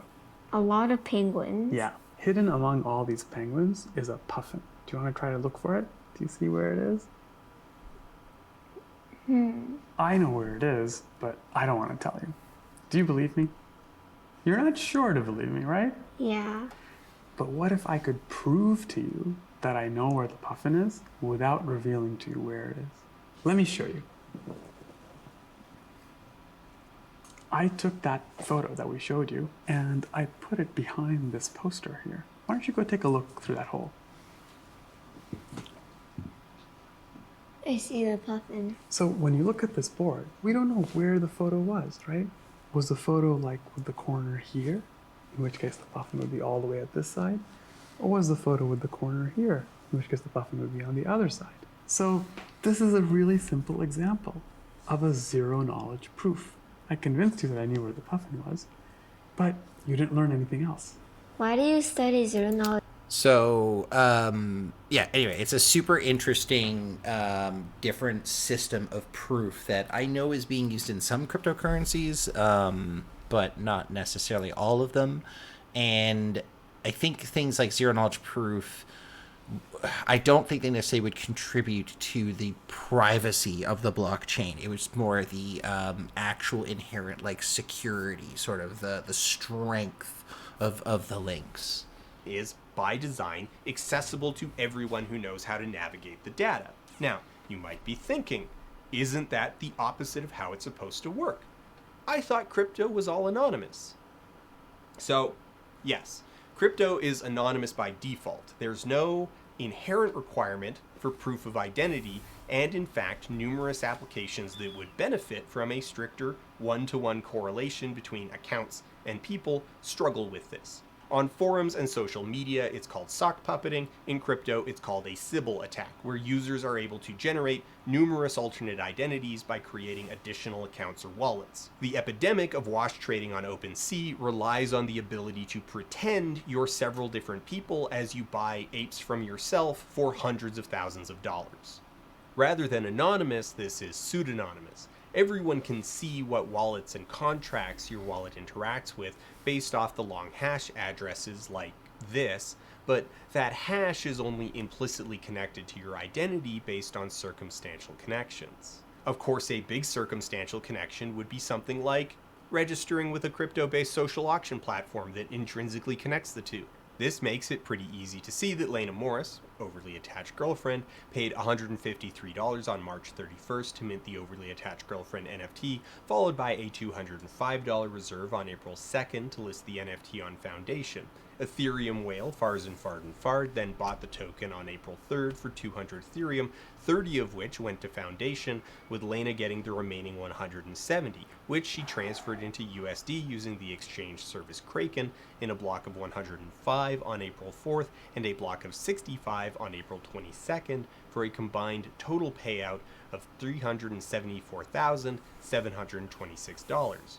After her sale, Zoe Roth transferred the Ethereum to dollars via Coinbase the next day and hasn't touched the wallet since. Kyle Craven minted several other tokens, but for the most part just split the Ethereum from the initial sale into two separate holding wallets where it's sat untouched since. You don't need to be some super hacker to figure this stuff out, it's all publicly available. That's the entire point of the system.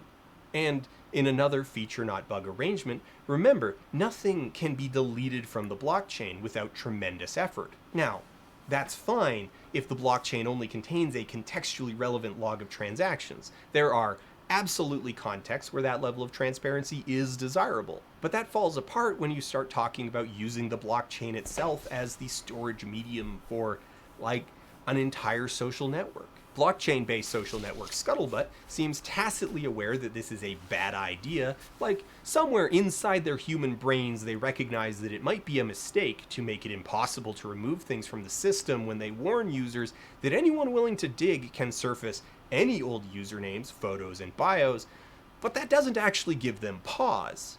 So, if someone posts, say, child abuse imagery, revenge porn, your home address, intimate details of your private life, there's just nothing you can really do about that.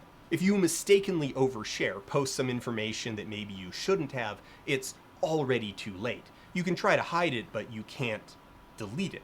Remember that if someone knows your wallet address, they can just put tokens directly into it. As alluded, there's a whole scam where you drop someone an NFT that lifts the art from, who cares, somewhere, but the smart contract is malicious code that drains their wallet if they ever interact with it to move it, sell it, stake it, burn it. It just becomes a landmine sitting in their wallet forever. Yo, this is fake, this is fake, this is fake, this is fake. They popped up in my wallet, I clicked on it to delete it. Immediately they stole 19 grand. Happily, I just started this wallet, but they already stole 19,000 out of it. Need fucking help immediately.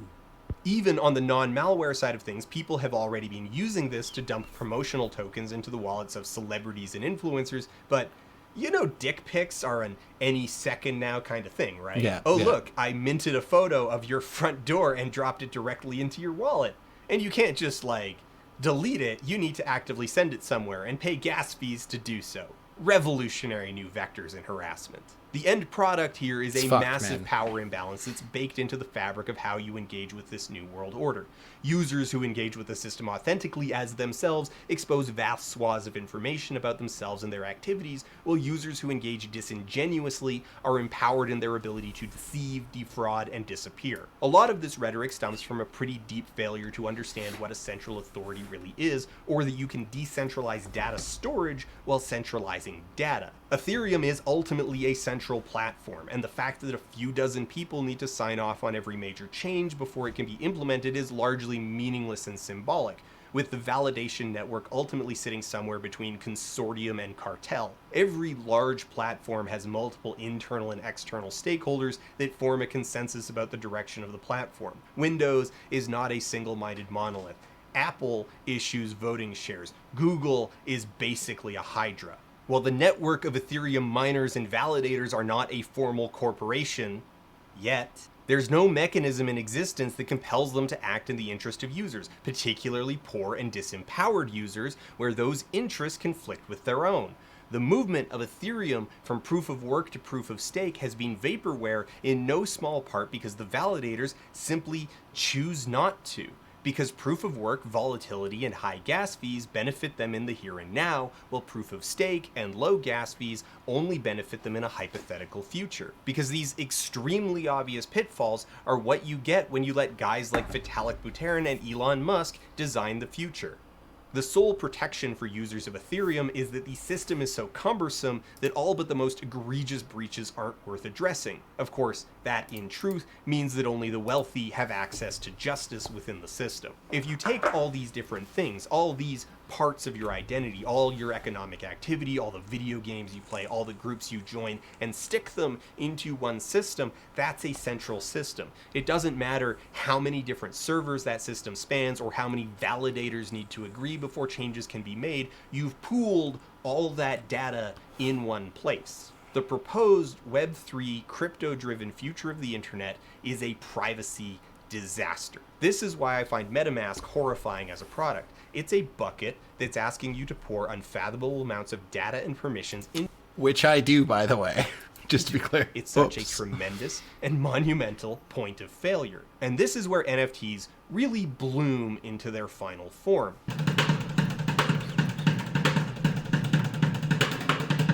The primary use case of tokens, beyond speculation, ultimately is to function as access passes. From a web engineering perspective, imagine tokens that are the mother of all cookies and consider a tracking token that users don't just willingly associate themselves with, but enthusiastically drag with them from device to device, ensuring a continuity of tracking across all web activity. The future version of the web, built on the back of cryptocurrency and mediated by financialized tokens, is a dystopia. It's a technology that's built to turn everything into money, to treat every corner of our social existence as a marketplace, to attach an abstract representative token to everything from video games to labor unions. Yeah, I think that there needs to be a serious conversation about fucking NFTs, and like there seems to be a big pushback. Like we all collectively as a society need to just say, you know what, nah, dog, we're no, and I mean hopefully this fad will sort of peter out. That we're gonna finish this off with the whole sort of like what's going on with crypto, why the drop's happening, talking about some of the legislation that's been happening in other countries that could be affecting that, but go down that rabbit hole shortly. Now, proponents of Web3 will disagree with this assessment, particularly the claim that cryptocurrency is endemic to Web3 and the two are intractable, but that's the practical reality of the situation. Every substantial project branding itself under the banner of Web3 is strapped to the side of a blockchain, be it issuing governance tokens or relying on the chain's smart contract layer or requiring possession of a cryptocurrency in order to pay the processing fees that are mandatory in order to participate. They are, at this point, philosophically and technologically entwined. Less accessible, less free, less interesting, and substantially more expensive, Web3 is the vanguard of a million paywalls and oppressive, code-enforced DRM schemes sold to idealists as a decentralized system where they, and not wealthy stakeholders, have the power. So I just want to say really quickly, when I first started messing around with crypto, one thing that I found, even as someone who's like fairly technical, setting up a wallet was difficult. It wasn't super easy to do. Now there's a number of platforms that make that incredibly simple, right? They make it very easy for you to transact.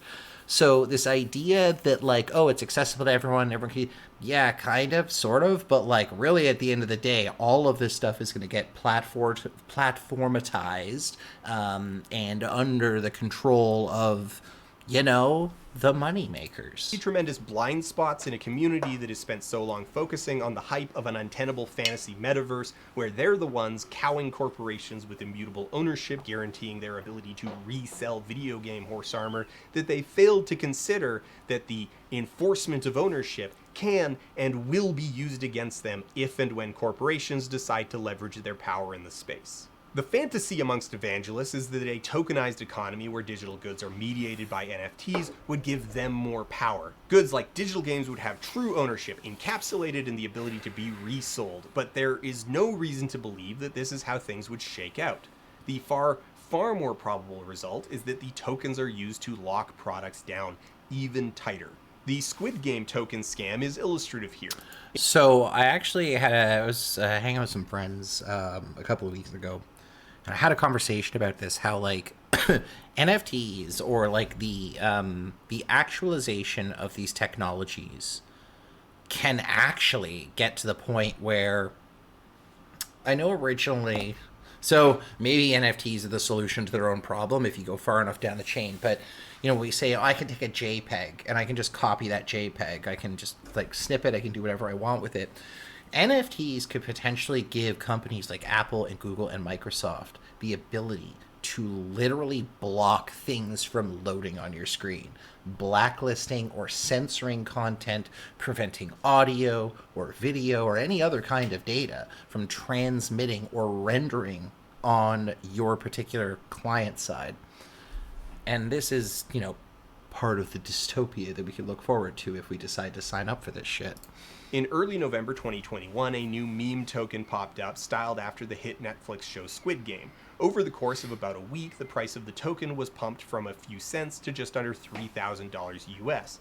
Estimates are that the Squid developers took in about $3.38 million before cashing out their holdings, deleting their socials, and vanishing into thin air.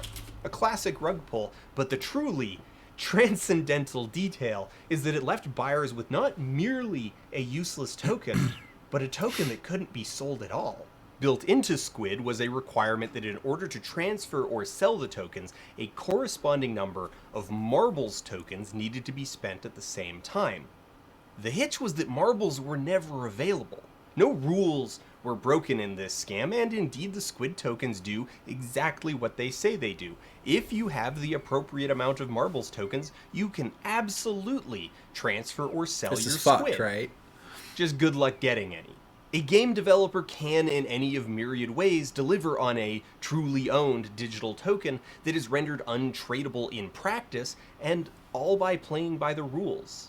Rules must always be evaluated for their power to oppress. This is a blind spot to crypto enthusiasts because they just assume that they're the early adopters, they're the ones who will have power, they're the ones who will get to set the rules, and they're the ones who will do the oppressing. Yeah. Consider that any Not my token problem, that can brah. be used to grant access can also be used to revoke it. Like, let's say that I create a hangout spot in one of the metaverse contender platforms, Decentraland, and we call it the Ahigao Alpaca Oasis. The Oasis has a backroom that only allows registered players to enter, meaning you need to have your MetaMask linked to Decentraland in order to get in. This type of gate is typically used to create VIP areas, places where only people who hold a specific token or class of token can enter. Only people with official Ahigao alpacas can enter. But, as is well known within the lore of the metaverse, the Ahigao alpacas have long been at war with the Bored Ape Yacht Club, so rather than checking for an alpaca token, I check for ape tokens and then forbid entrance. Or maybe I just make my game artificially more difficult for them, or inflate my prices. Now imagine that instead of running a hangout spot in a video game, that I'm a decentralized finance organization giving out mortgages in cryptocurrency, and I scour your transaction history for donations to the NAACP as part of my risk assessment protocol. Imagine that Nestle is able to track unionization efforts in real time because the union is issuing governance tokens on a publicly auditable blockchain. The belief that the world will be fairer if the rules are enshrined in code, enforced by computers, and made extremely difficult to change or circumvent is laughable. It's not merely naive, but categorically ahistoric. This is where a lot of my resistance comes from. You can create specialized crypto chains that have a negligible environmental impact, but the force of that model is culturally destructive. The current system sucks, but this is just a worse version of the current system. It doesn't even stop there. It's tokens all the way down. This game has a good high barrier of entry, so most people can't do it unless they have what's called a scholarship, where someone essentially pays for their barrier of entry to allow them to play the game, and then they can split the profits afterwards. Like, okay, Axie Infinity is a so-called play-to-earn video game based on Ethereum, but because Ethereum is too slow and expensive to interact with directly, the developers, Sky Mavis, created a side chain called Ronin, which consists of a governance currency called AXS, the game character tokens called Axies, and the in-game currency called Smooth Love Potions, or SLP. All of these components It's gonna are get built to really function as annoying money here, by the way, because guys, that's what watch the out. machine is built to do. The so-called play-to-earn model is a great case study in what the end result of the crypto ecosystem actually looks like. Axie Infinity gets a lot of credulous coverage from the press because a handful of people in the Philippines are able to make a marginal living by playing the game and flipping their SLP, which lets Sky Maven turn around and pretend that they're a humanitarian organization and not a for-profit business who makes money off all the people rushing to buy a team of Axies believing that they can get paid just for playing. Now, real quick, Axie Infinity is a lightweight card-based PvP game where players fight with a team of 3 critters called Axies. It's a bit Pokemon and a bit Slay the Spire. Axies have randomized attributes and are all tokenized, so if you sell an Axie, you're selling that specific Axie. Smooth Love Potions are used to breed Axies and thus form the basis of the economy as they are fungible relative to the Axies themselves. Matches are either ranked or unranked, but only ranked matches entered using energy, which recharges every day, can earn SLP. The amount of energy you have to work with depends on the number of Axies in your wallet and ranges from 20 to 60. Additionally, higher ranked matches are worth sounds like more an MLM. More SLP means a bigger stable of Axies, which means more energy to play matches, more flexibility within the metagame, better team compositions, and baseline better stats, enabling easier wins.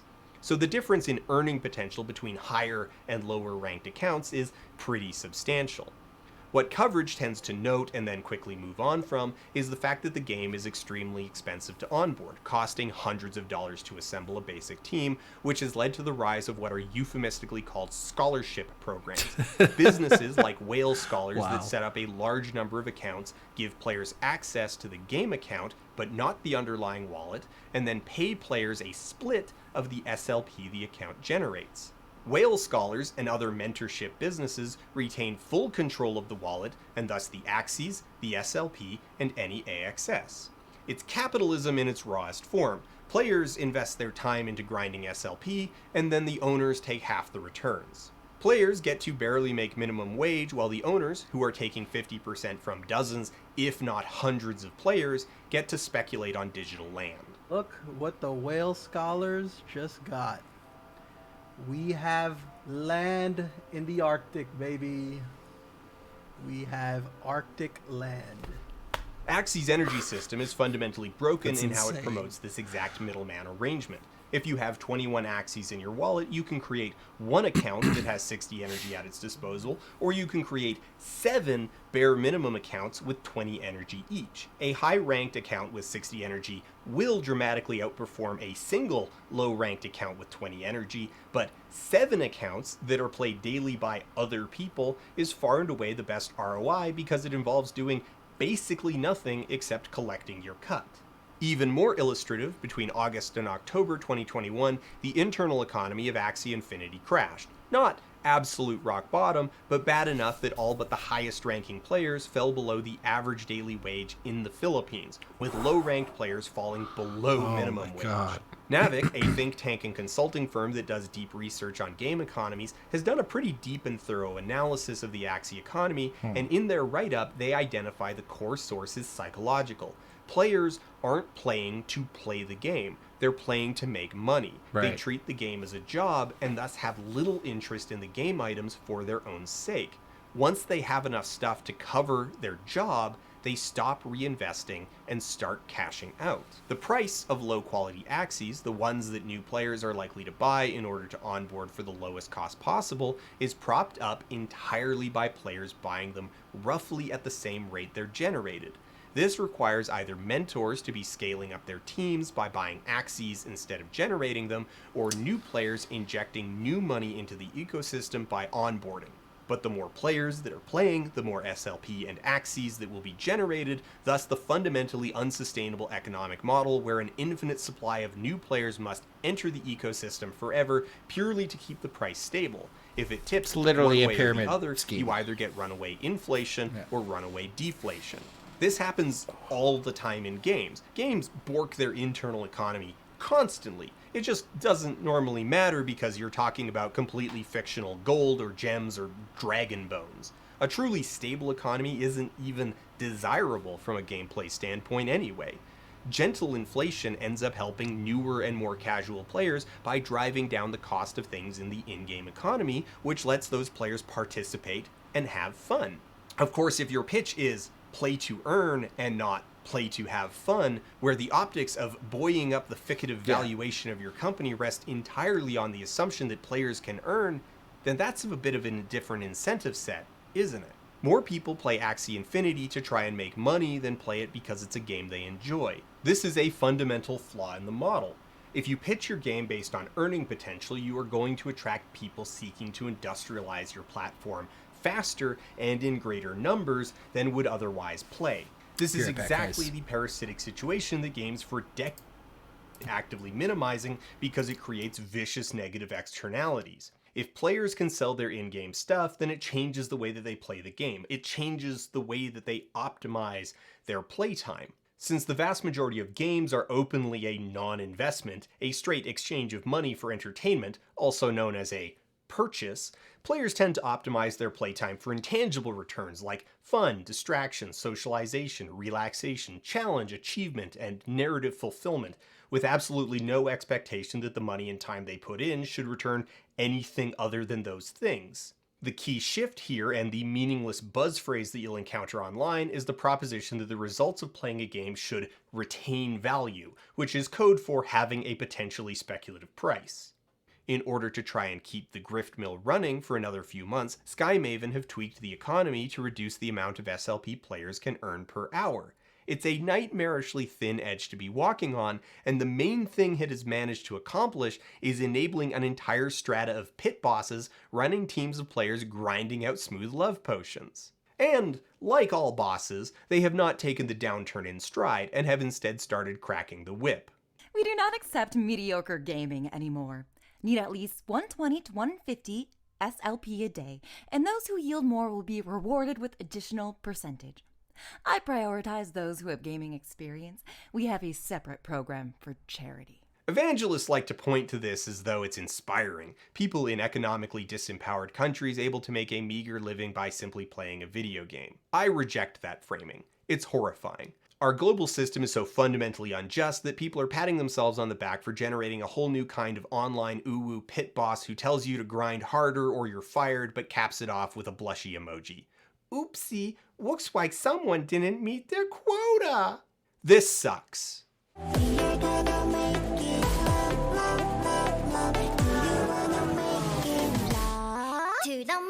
I think the thing that normies don't get about NFT bros is their dedication, the staggering volume of capital they already control, and how deeply rooted they are in the culture of the people who operate the platforms we all use every day, and that alone is a good reason for people to pay attention. They have a lot of money and a lot of clout that they can use to try and make fetch happen.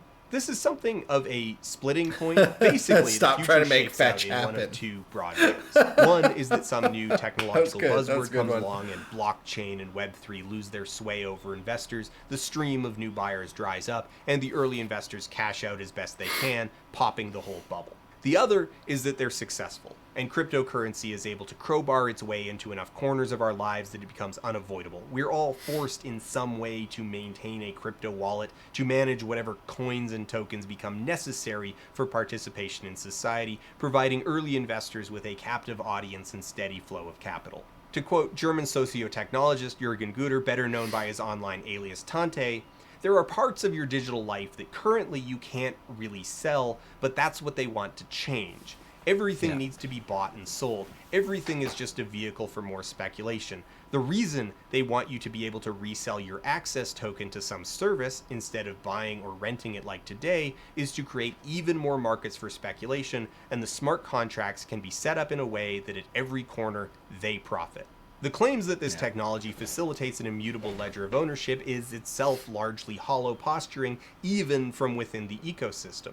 Remember that most of the actual things being referenced are not contained within the chains themselves because the chains are too slow, restrictive, and bad at their job to actually store media, and because many of the things being sold are purely ephemeral.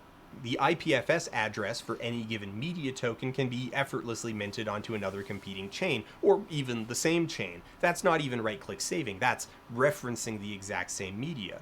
Why is the token on Ethereum more authoritative than the token on Tezos or Cardano or Solana or Ergo or Celo or Binance or Algorand or Polkadot or EOS or Tron or VeChain or Ethereum Classic or Phantom or Stellar or Stacks or Neo or Waves or Hollow or Link or Radix or Harmony or Oasis or Icon or Secret or IOTA or Crown or Terra or Omni or Enigma or Elastos or Edgeware or Bytem or Fuse or Gather? If a chain hard forks, which version of your stuff is the real one? Bitcoin is itself mired in a turf war between Bitcoin, Bitcoin Cash, and Bitcoin SV.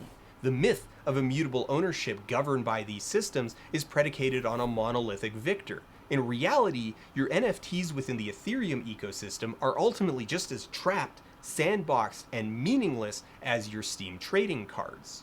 You'll hear about protocols like Polygon that aim to let you move stuff from chain to chain, but that's sleight of hand. You can't remove something from a chain, so all they really do is create a new token at the destination and add a note to the bottom of the original token that says, "I'm currently somewhere else, please don't move or sell me." It's an ask that's governed by smart contracts, so vulnerable to bad coding. In video game terms, they would be immediately hammered looking for item duplication glitches, a vulnerability that's basically inevitable in a mass adoption scenario. It's a system that is at once impenetrable and brittle, and that arrangement disproportionately empowers the dishonest. One of the complications is that it's basically impossible to extricate the digital scarcity concepts of NFTs from cryptocurrency and the core philosophies that cryptocurrency was built from. One rose out of the other, and they are basically forever entwined. One of the ironies of all this is that any legitimate artistic or anti-capitalist uses of the underlying technology are contingent on the tech remaining niche. On a very basic level, the systems just suck, being slow, difficult to use, and generally oblique. For the most part, to the degree that they're usable at all, it is largely at the mercy of only having a few users. There are blockchains that are reasonably responsive and reasonably cheap because they're not popular.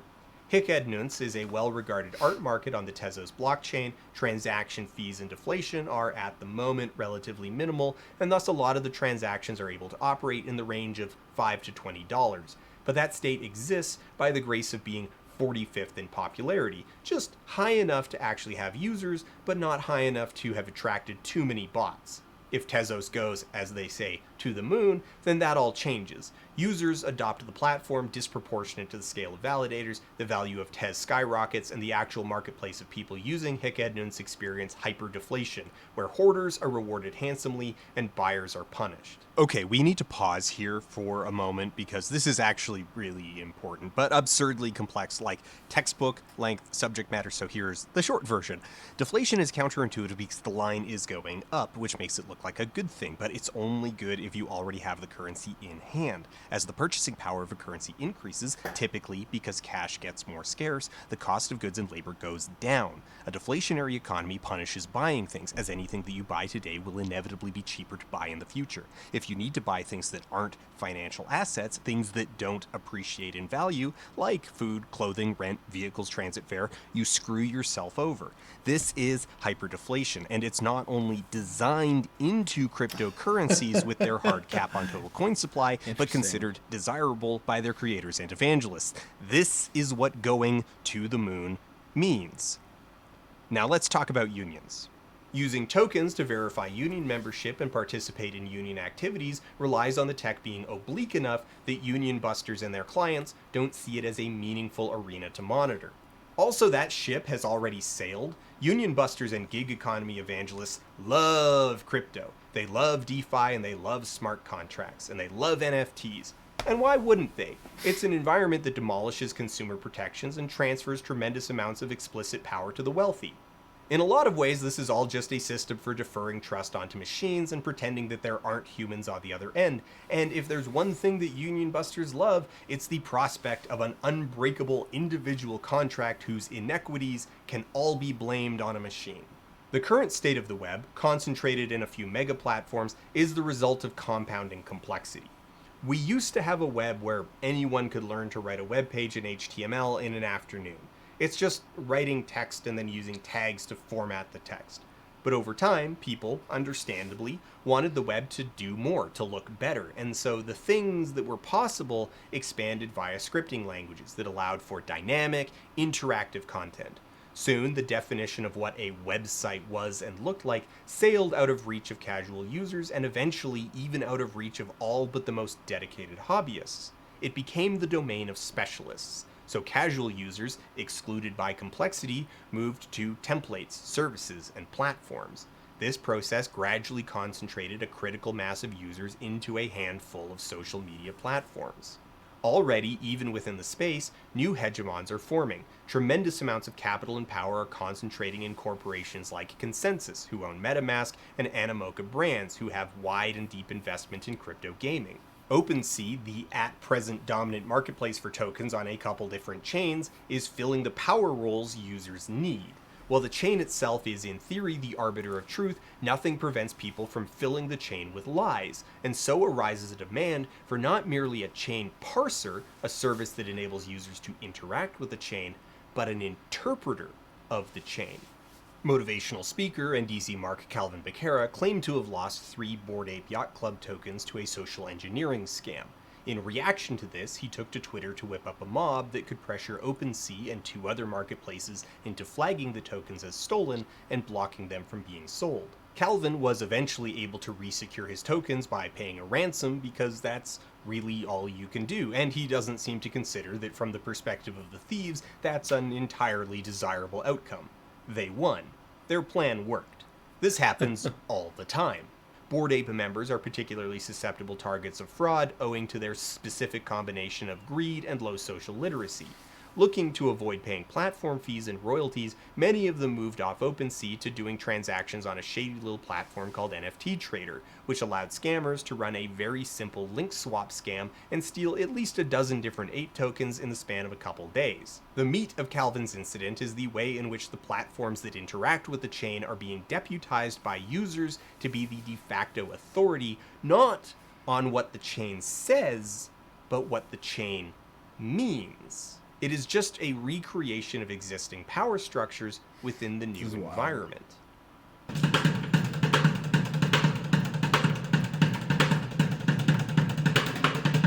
Now this is where evangelists insist that the answer lies in DAOs, decentralized autonomous organizations, a revolutionary new way to organize people that will allow for the decentralized governance of these systems. So that's the claim, but what is it exactly once you strip off the paint?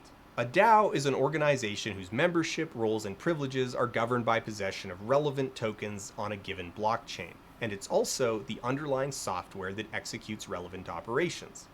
That's kind of really about it. So just to be very clear here, a conceptual DAO consists of 3 things: people, a digital machine built of smart contracts, and a token that allows the people to interact with the machine.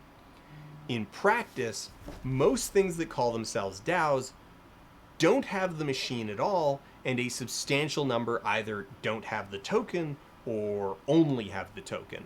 The upside of a DAO is that it makes it easy-ish to create a formal organization at theoretically any scale, from only a couple people to a massive pool of stakeholders, and the program layer makes it possible to automate certain activities and the results. If the organization votes via the DAO interface, the results of that vote are automatically recorded and potentially executed. Though that framing is misleading. As with tokens themselves, there's no inherent functionality in a DAO. It's just a box that code goes into. I might as well be referring to all the things you could do with a web page. As already mentioned, many organizations presenting themselves as a DAO have no machine functionality at all. It's pretty standard to find a DAO that has issued a governance token, the script that's used for voting, with the systems to actually use that token being placed somewhere in the nebulous future of the roadmap. That open-endedness is actually important because while the claim is that these machines will further democratize the internet, the technical complexity that they add, the new specialized programming expertise that they require, concentrates a lot of power in the hands of people who can build the templates that in turn enable non-programmers to actually use it. It's just laying the seeds for the future recreation of the status quo. The Facebook, Google, Amazon-dominated internet arose because the technical cost of building a modern website rose far beyond what the vast majority of amateurs could manage, so everyone moved to templates and then to services and finally to platforms. This doesn't even reset the clock on that. The technical cost of creating a DAO is already far beyond any casual amateur, in part because all of this is being built by programmers and in part because of the stakes. The only thing this stuff is truly good for is managing on-chain assets. A DAO program can see the state of the chain and interact with it, so the DAO humans can vote on what should happen to those assets, and then the DAO program can automatically act on the results. But that raises the stakes. Because a DAO can see and interact directly with on-chain assets, there's the risk that via bad programming or unforeseen exploits, a malicious actor can use a DAO to access all kinds of stuff. The risk is directly proportional to the value of the assets kept on chain. And remember, again, that evangelists want to put everything on chain. The hilarious thing is that this has already played out once before. In fact, it played out with the first DAO ever built, called the DAO. This whole story unfolds over the course of 3 months in 2016, from April to June. The DAO was an Ethereum-based venture capital fund that aimed to use code to create an investment firm without a conventional management structure or board of directors. A scheme that's positioned as lightweight and reducing bureaucratic overhead, but really it just translated to an attempt at minimizing human liability for the actions and behaviors of the fund. This unparalleled expression of greed made the major speculative players in Ethereum so horny that during the April and May pre-sale, they funneled 14% of the entire volume of Ether into the DAO's central wallet. Now, because the DAO's underlying code was open source, experts and malicious actors alike were able to pore over it for vulnerabilities, and indeed, vulnerabilities were found. However, because at the end of the day, fleshy humans are the ones actually pushing buttons and making decisions, the actual leadership of the nominally leaderless DAO, horny for money and prestige, decided to launch in late May anyway. 3 weeks later, the DAO's programming was exploited and the attacker was able to transfer 1/3 of the DAO's funds into a holding wallet, about 5% of the entire Ethereum economy, valued at the time around $16 to $17 million. Now, because this threatened the bottom line of capital holders, the Ethereum project as a whole, the entire thing, was almost immediately forked in order to undo the hack and protect the interests of the wealthy. Ethereum Classic, the arm of the fork that didn't undo the attack, persists to this day, though it's notably less popular despite being demonstrably more principled. Because all the talk about decentralization is a myth. It's just words. At the end of the day, the guys in charge, the guys who built the system to serve their interests, are still in charge and keep a kill switch in their back pocket. Crypto is barely a decade old, and organizations deemed too big to fail already exist. The whole fiasco laid out the truth from the word go. Calling a DAO a revolutionary structure is smoke and mirrors. It's just voting shares. You might as well call Apple a bold experiment in democracy because a baker's dozen individuals make the decisions instead of just one. Regardless of the future pitfalls, DAOs are also extremely limited. They are, again, just code. While evangelists promise that they can reinvent the social organization, mentally consider all the problems, conflicts, and decision-making that social organizations deal with and ask how many of those even can be solved by code. Some of them can easily be turned into computer programs, automated bookkeeping, payouts, collections, data tracking. Sure, that's all stuff organizations conceptually can make use of. But how do you code for the fact that red just really doesn't get along with blue? The pitch promises organizations bound by unbreakable rules, but how many organizations actually benefit from that level of rigidity? In particular, what happens when the version of the rules enforced by code run up against a complication that the coders didn't consider? What happens if someone with legitimate stake in the DAO starts spamming the organization's internal systems with bad requests? What if not enough people participate in voting? What if the system locks itself up? What if the rules are rigged? What if the system commits a crime? If this technology did see mass adoption, a future time bomb already exists in the fact that very, very few of these systems have factored mortality into the considerations of their structure. Because what if someone with an important token dies is a really easy thing to overlook when you're kind of insulated tech bro who reinvents vending machines and calls them bodega boxes. Now, all of these hypotheticals are technically addressable. So good. You can build contingency systems that can account for them. But then you need to consider contingencies for those contingencies, because what if someone uses systems intended for dealing with deceased or absentee members to expel people they just don't like? And again, you can only use code to enforce interactions that the programmers make enforceable via the code. Constitution DAO, a hastily set up scheme to bid on one of the few remaining original copies of the US Constitution, already ran aground most of these problems as the project failed to win the auction and is now trying to issue refunds, a thing that the slapdash machine was never intended to do. The reality is that most organizations with any meaningful social complexity,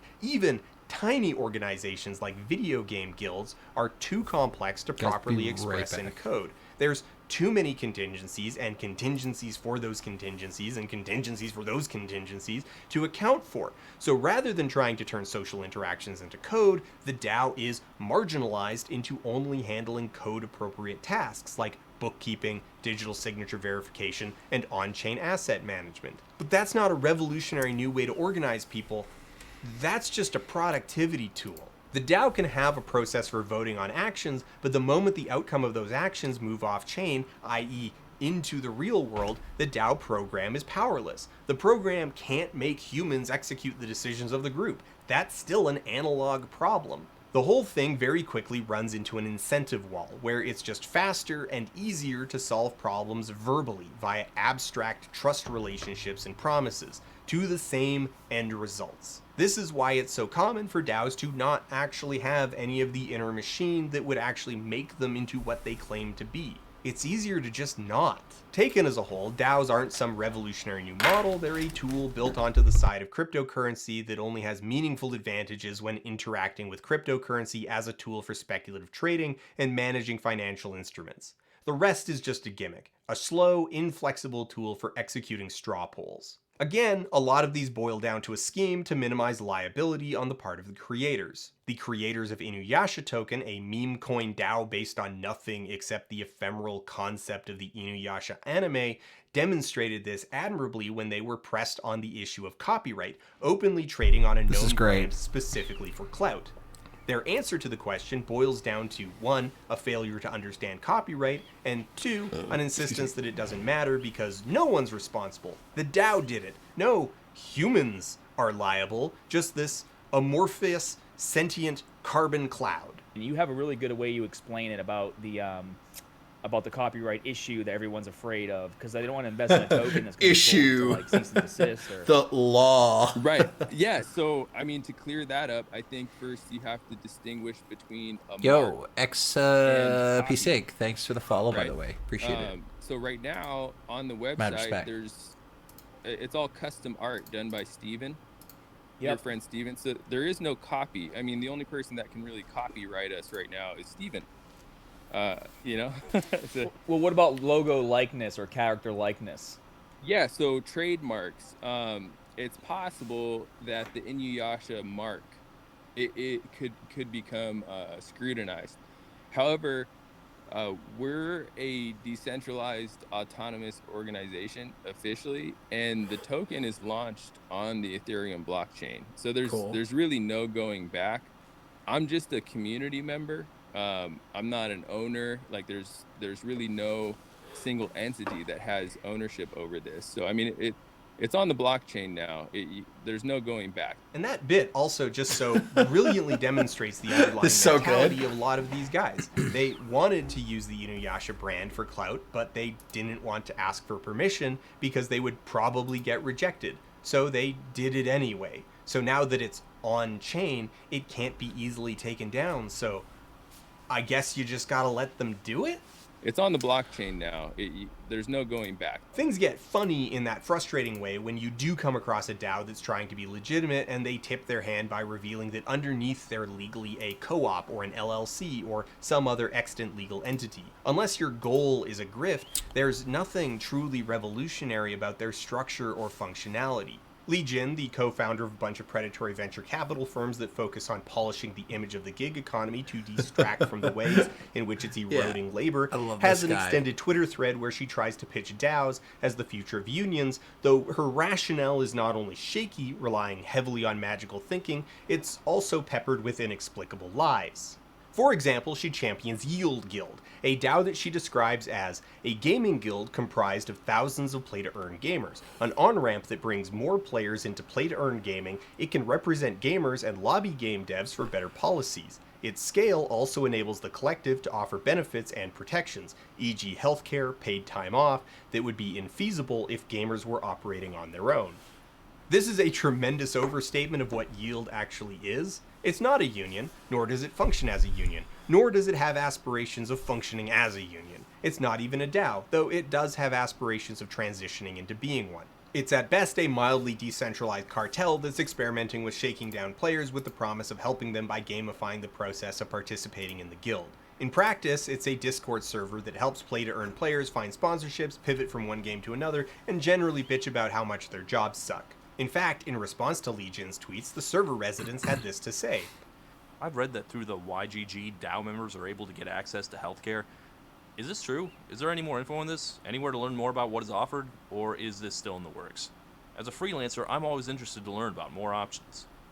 I actually don't know about that. That would be awesome to get partnered with healthcare. Where did you get that info, though? We haven't heard of any kind about it. Yeah, I think Lee used it as an example of potential benefits and didn't mean it literally, but nothing of that sort has been discussed yet.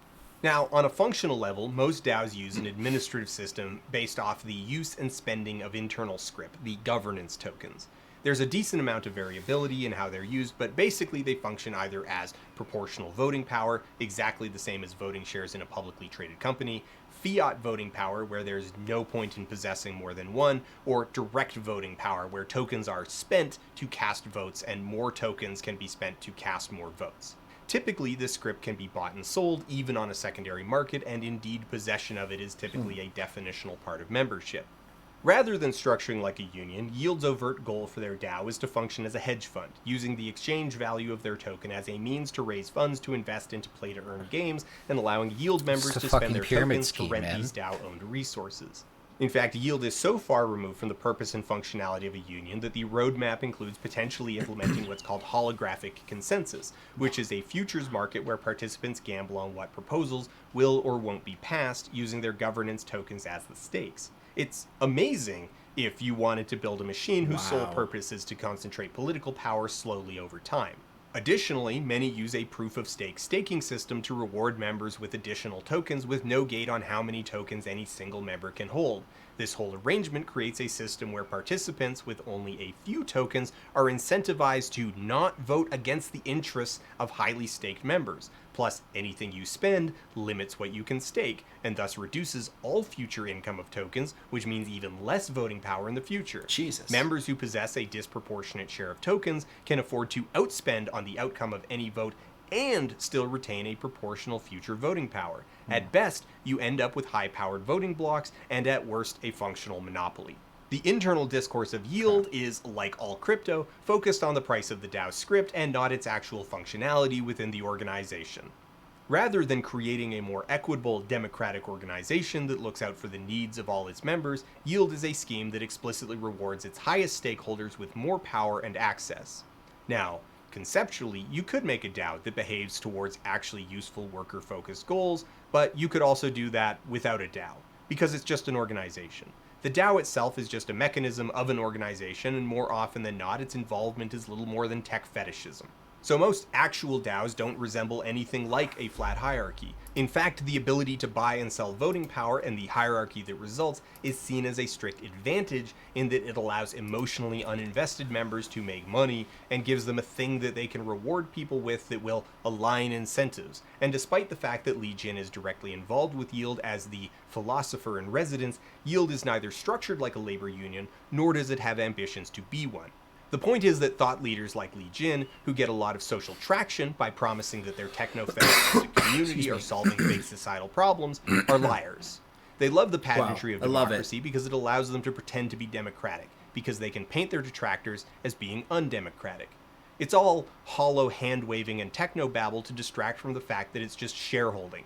It's the corporatization of everything, the conversion of the entire world into claves governed by power granted via token possession and enforced by machines that allow humans to wash their hands of the outcomes. At the end of the day, every DAO pretending to be useful is still a forced entry point to some hype-driven meme coin whose existence only benefits its creators and the exchange that sells it.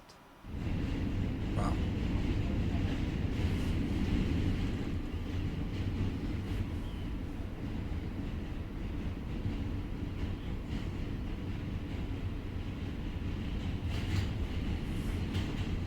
In 2008, the economy functionally collapsed. The basic chain reaction was this. Bankers took mortgages and turned them into something they could gamble on. This created a bubble, and then the bubble popped. When you drill down into it, you realize that the core of the crypto ecosystem, the core of Web3, the core of the NFT marketplace, is a turf war between the wealthy and ultra-wealthy. Techno fetishists who look at people like Bill Gates and Jeff Bezos, billionaires minted via tech industry doors that have now been shut by market calcification, and are looking for a do-over, looking to synthesize a new market where they can be the one to ascend from a merely wealthy programmer to a hyper-wealthy industrialist. It's a catfight between the 5% and the 1%. Ultimately, the driving forces underlying this entire movement are economic disparity. The wealthy and tenuously wealthy are looking for a space that they can dominate, where they can be trendsetters and tastemakers and can seemingly invent value through sheer force of will. That's a really This good point. is, in my opinion, the blind spot of many casual critics. The fact that tokens representing ape PFPs are useless yet somehow still expensive isn't an overlooked glitch in the system, it's half the point. It's a digital extension of inconvenient fashion. It's a flex and a form of myth-making. And that's how it draws in the bottom. People who feel their opportunities shrinking, who see the system closing around them, who have become isolated by social media and the global pandemic, who feel the future getting smaller. People pressured by the casualization of work as jobs are dissolved into the gig economy and want to believe that escape is just that easy. All you gotta do is bet on the right Discord and you might be airdropped the next new hotness. It could be you plucked out of the crowd on Rarible and bestowed a 6-figure price by an elusive Emirati music producer. Get a bake in your wallet, hodl like a good diamond hands, and enjoy that yield. All you need is $5,000 in seed money, and you can buy a Farmer's World milk cow. And if you milk that cow every 4 hours, day and night for 2 weeks, why, there's all your money back right there. And now it's pure profit, minus, naturally, the overhead of all the wax you needed to stake, the barn you needed to buy and build, the barley you needed to purchase and grow, the food you needed to buy to refill, the energy you needed to milk the cow, build the barn and grow the barley, plus you actually need to cash out, which isn't getting paid, it's quitting. This is your chance to stick it to Wall Street and the venture capitalists as long as you pay no attention to the VCs behind the curtain. The line can only go up. It's a movement driven in no small part by rage, by people who looked at 2008, who looked at the system as it exists, but concluded that the problems with capitalism were that it didn't provide enough opportunities to be the boot. And that's the pitch. Buy in now, buy in early, and you could be the high-tech future boot. Our systems are breaking or broken, straining under neglect and sabotage, and our leaders seem at best complacent, willing to coast out the collapse. We need something better, but a system that turns everyone into petty digital landlords, that distills all interaction into transaction, that determines the value of something by how sellable it is and whether or not it can be gambled on as a fractional token sold via micro auction. That's not it. A different system does not inherently mean a better system. We replace bad systems with worse ones all the time. We replaced a bad system of work and bosses with a terrible system of apps, gigs, and on-demand labor. So it's not just that I oppose NFTs because the foremost of them are aesthetically vacuous representations of the dead inner lives of the tech and finance bros behind them. It's that they represent the vanguard of the worst system. The whole thing, from OpenSea fantasies for starving artists to the buy-in for pay-to-earn games, it's the same hollow, exploitative pitch as MLMs. It's Amway, but everywhere you look, people are wearing ugly-ass ape cartoons. What a great video. I really enjoyed. I watched, I'd say like 80% of this ahead of time. Absolutely great content. Like, this guy makes a fucking amazing video essays. It's Folding Ideas.